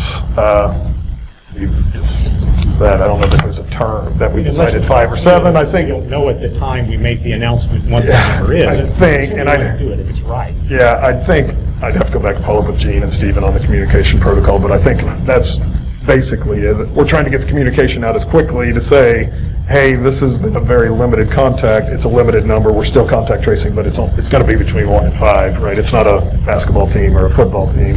So we use that generic term because it's a small one, right? And we're still finishing up that, I think, but I'll follow up to make sure. Thanks, Charles. We're good. So the only other thing on soup update I can do in I don't think I would have come if you'd have told me this was going to go on this long.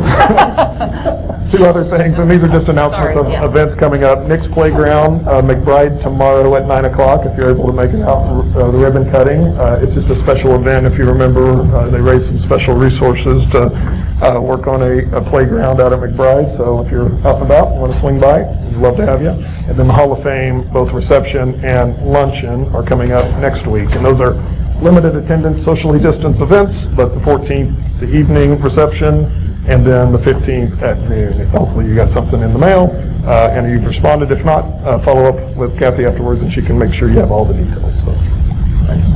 And then legislatively, it's very limited.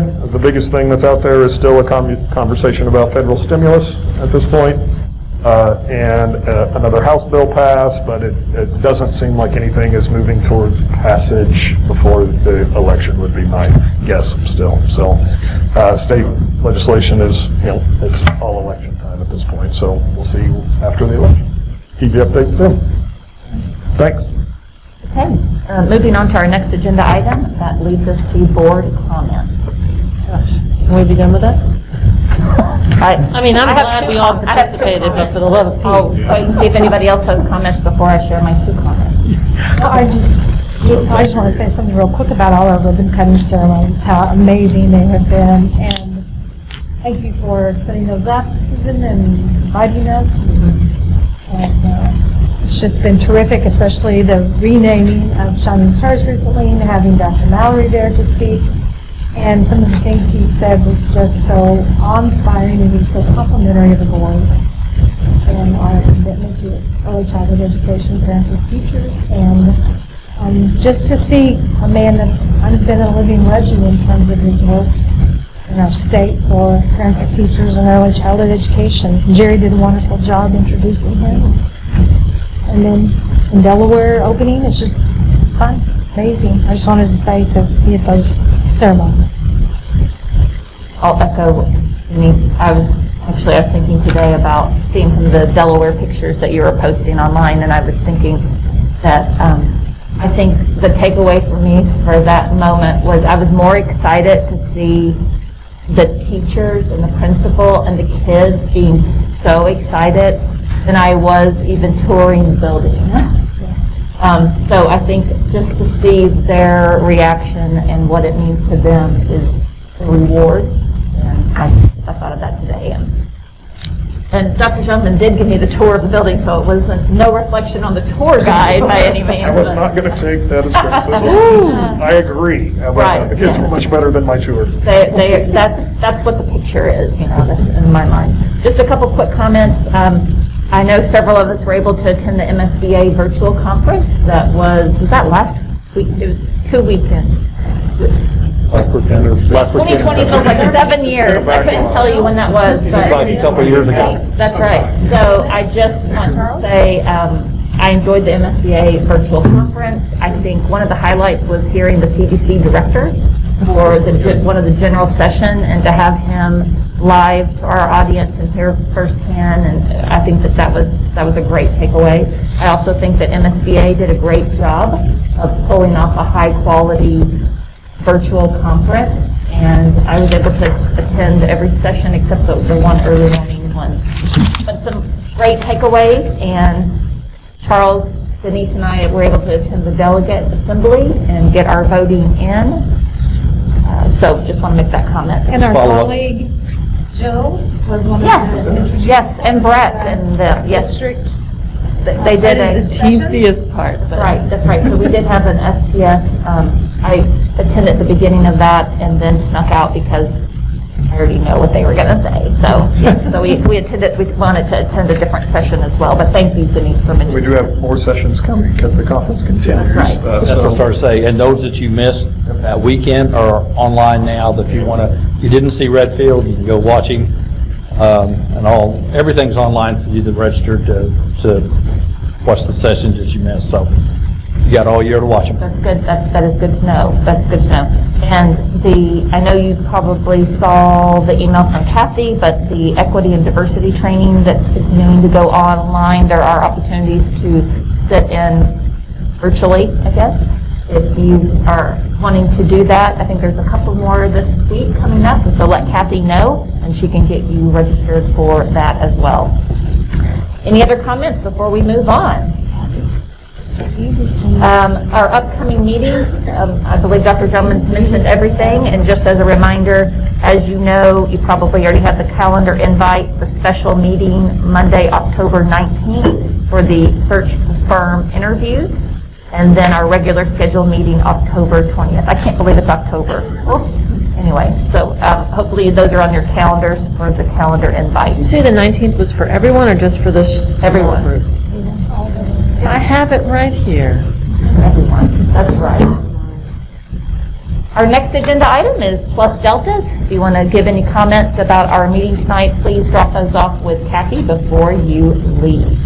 We do have a need to go into executive session, so I'll read that action now. Recommended action is that the board meet in executive session to discuss legal and real estate matters as provided in section 610.021 from the revised State of Missouri Statute 1 and 2. So moved. Jill. Charles. Any discussion? We can now vote. Oh, let's do it. This is a tough one. Enthusiasm overflows. Do you think it'll carry? No, you can't. I won't be your friend anymore. You can change your vote. Okay. Motion passes. We will, Keep grinding. that's right.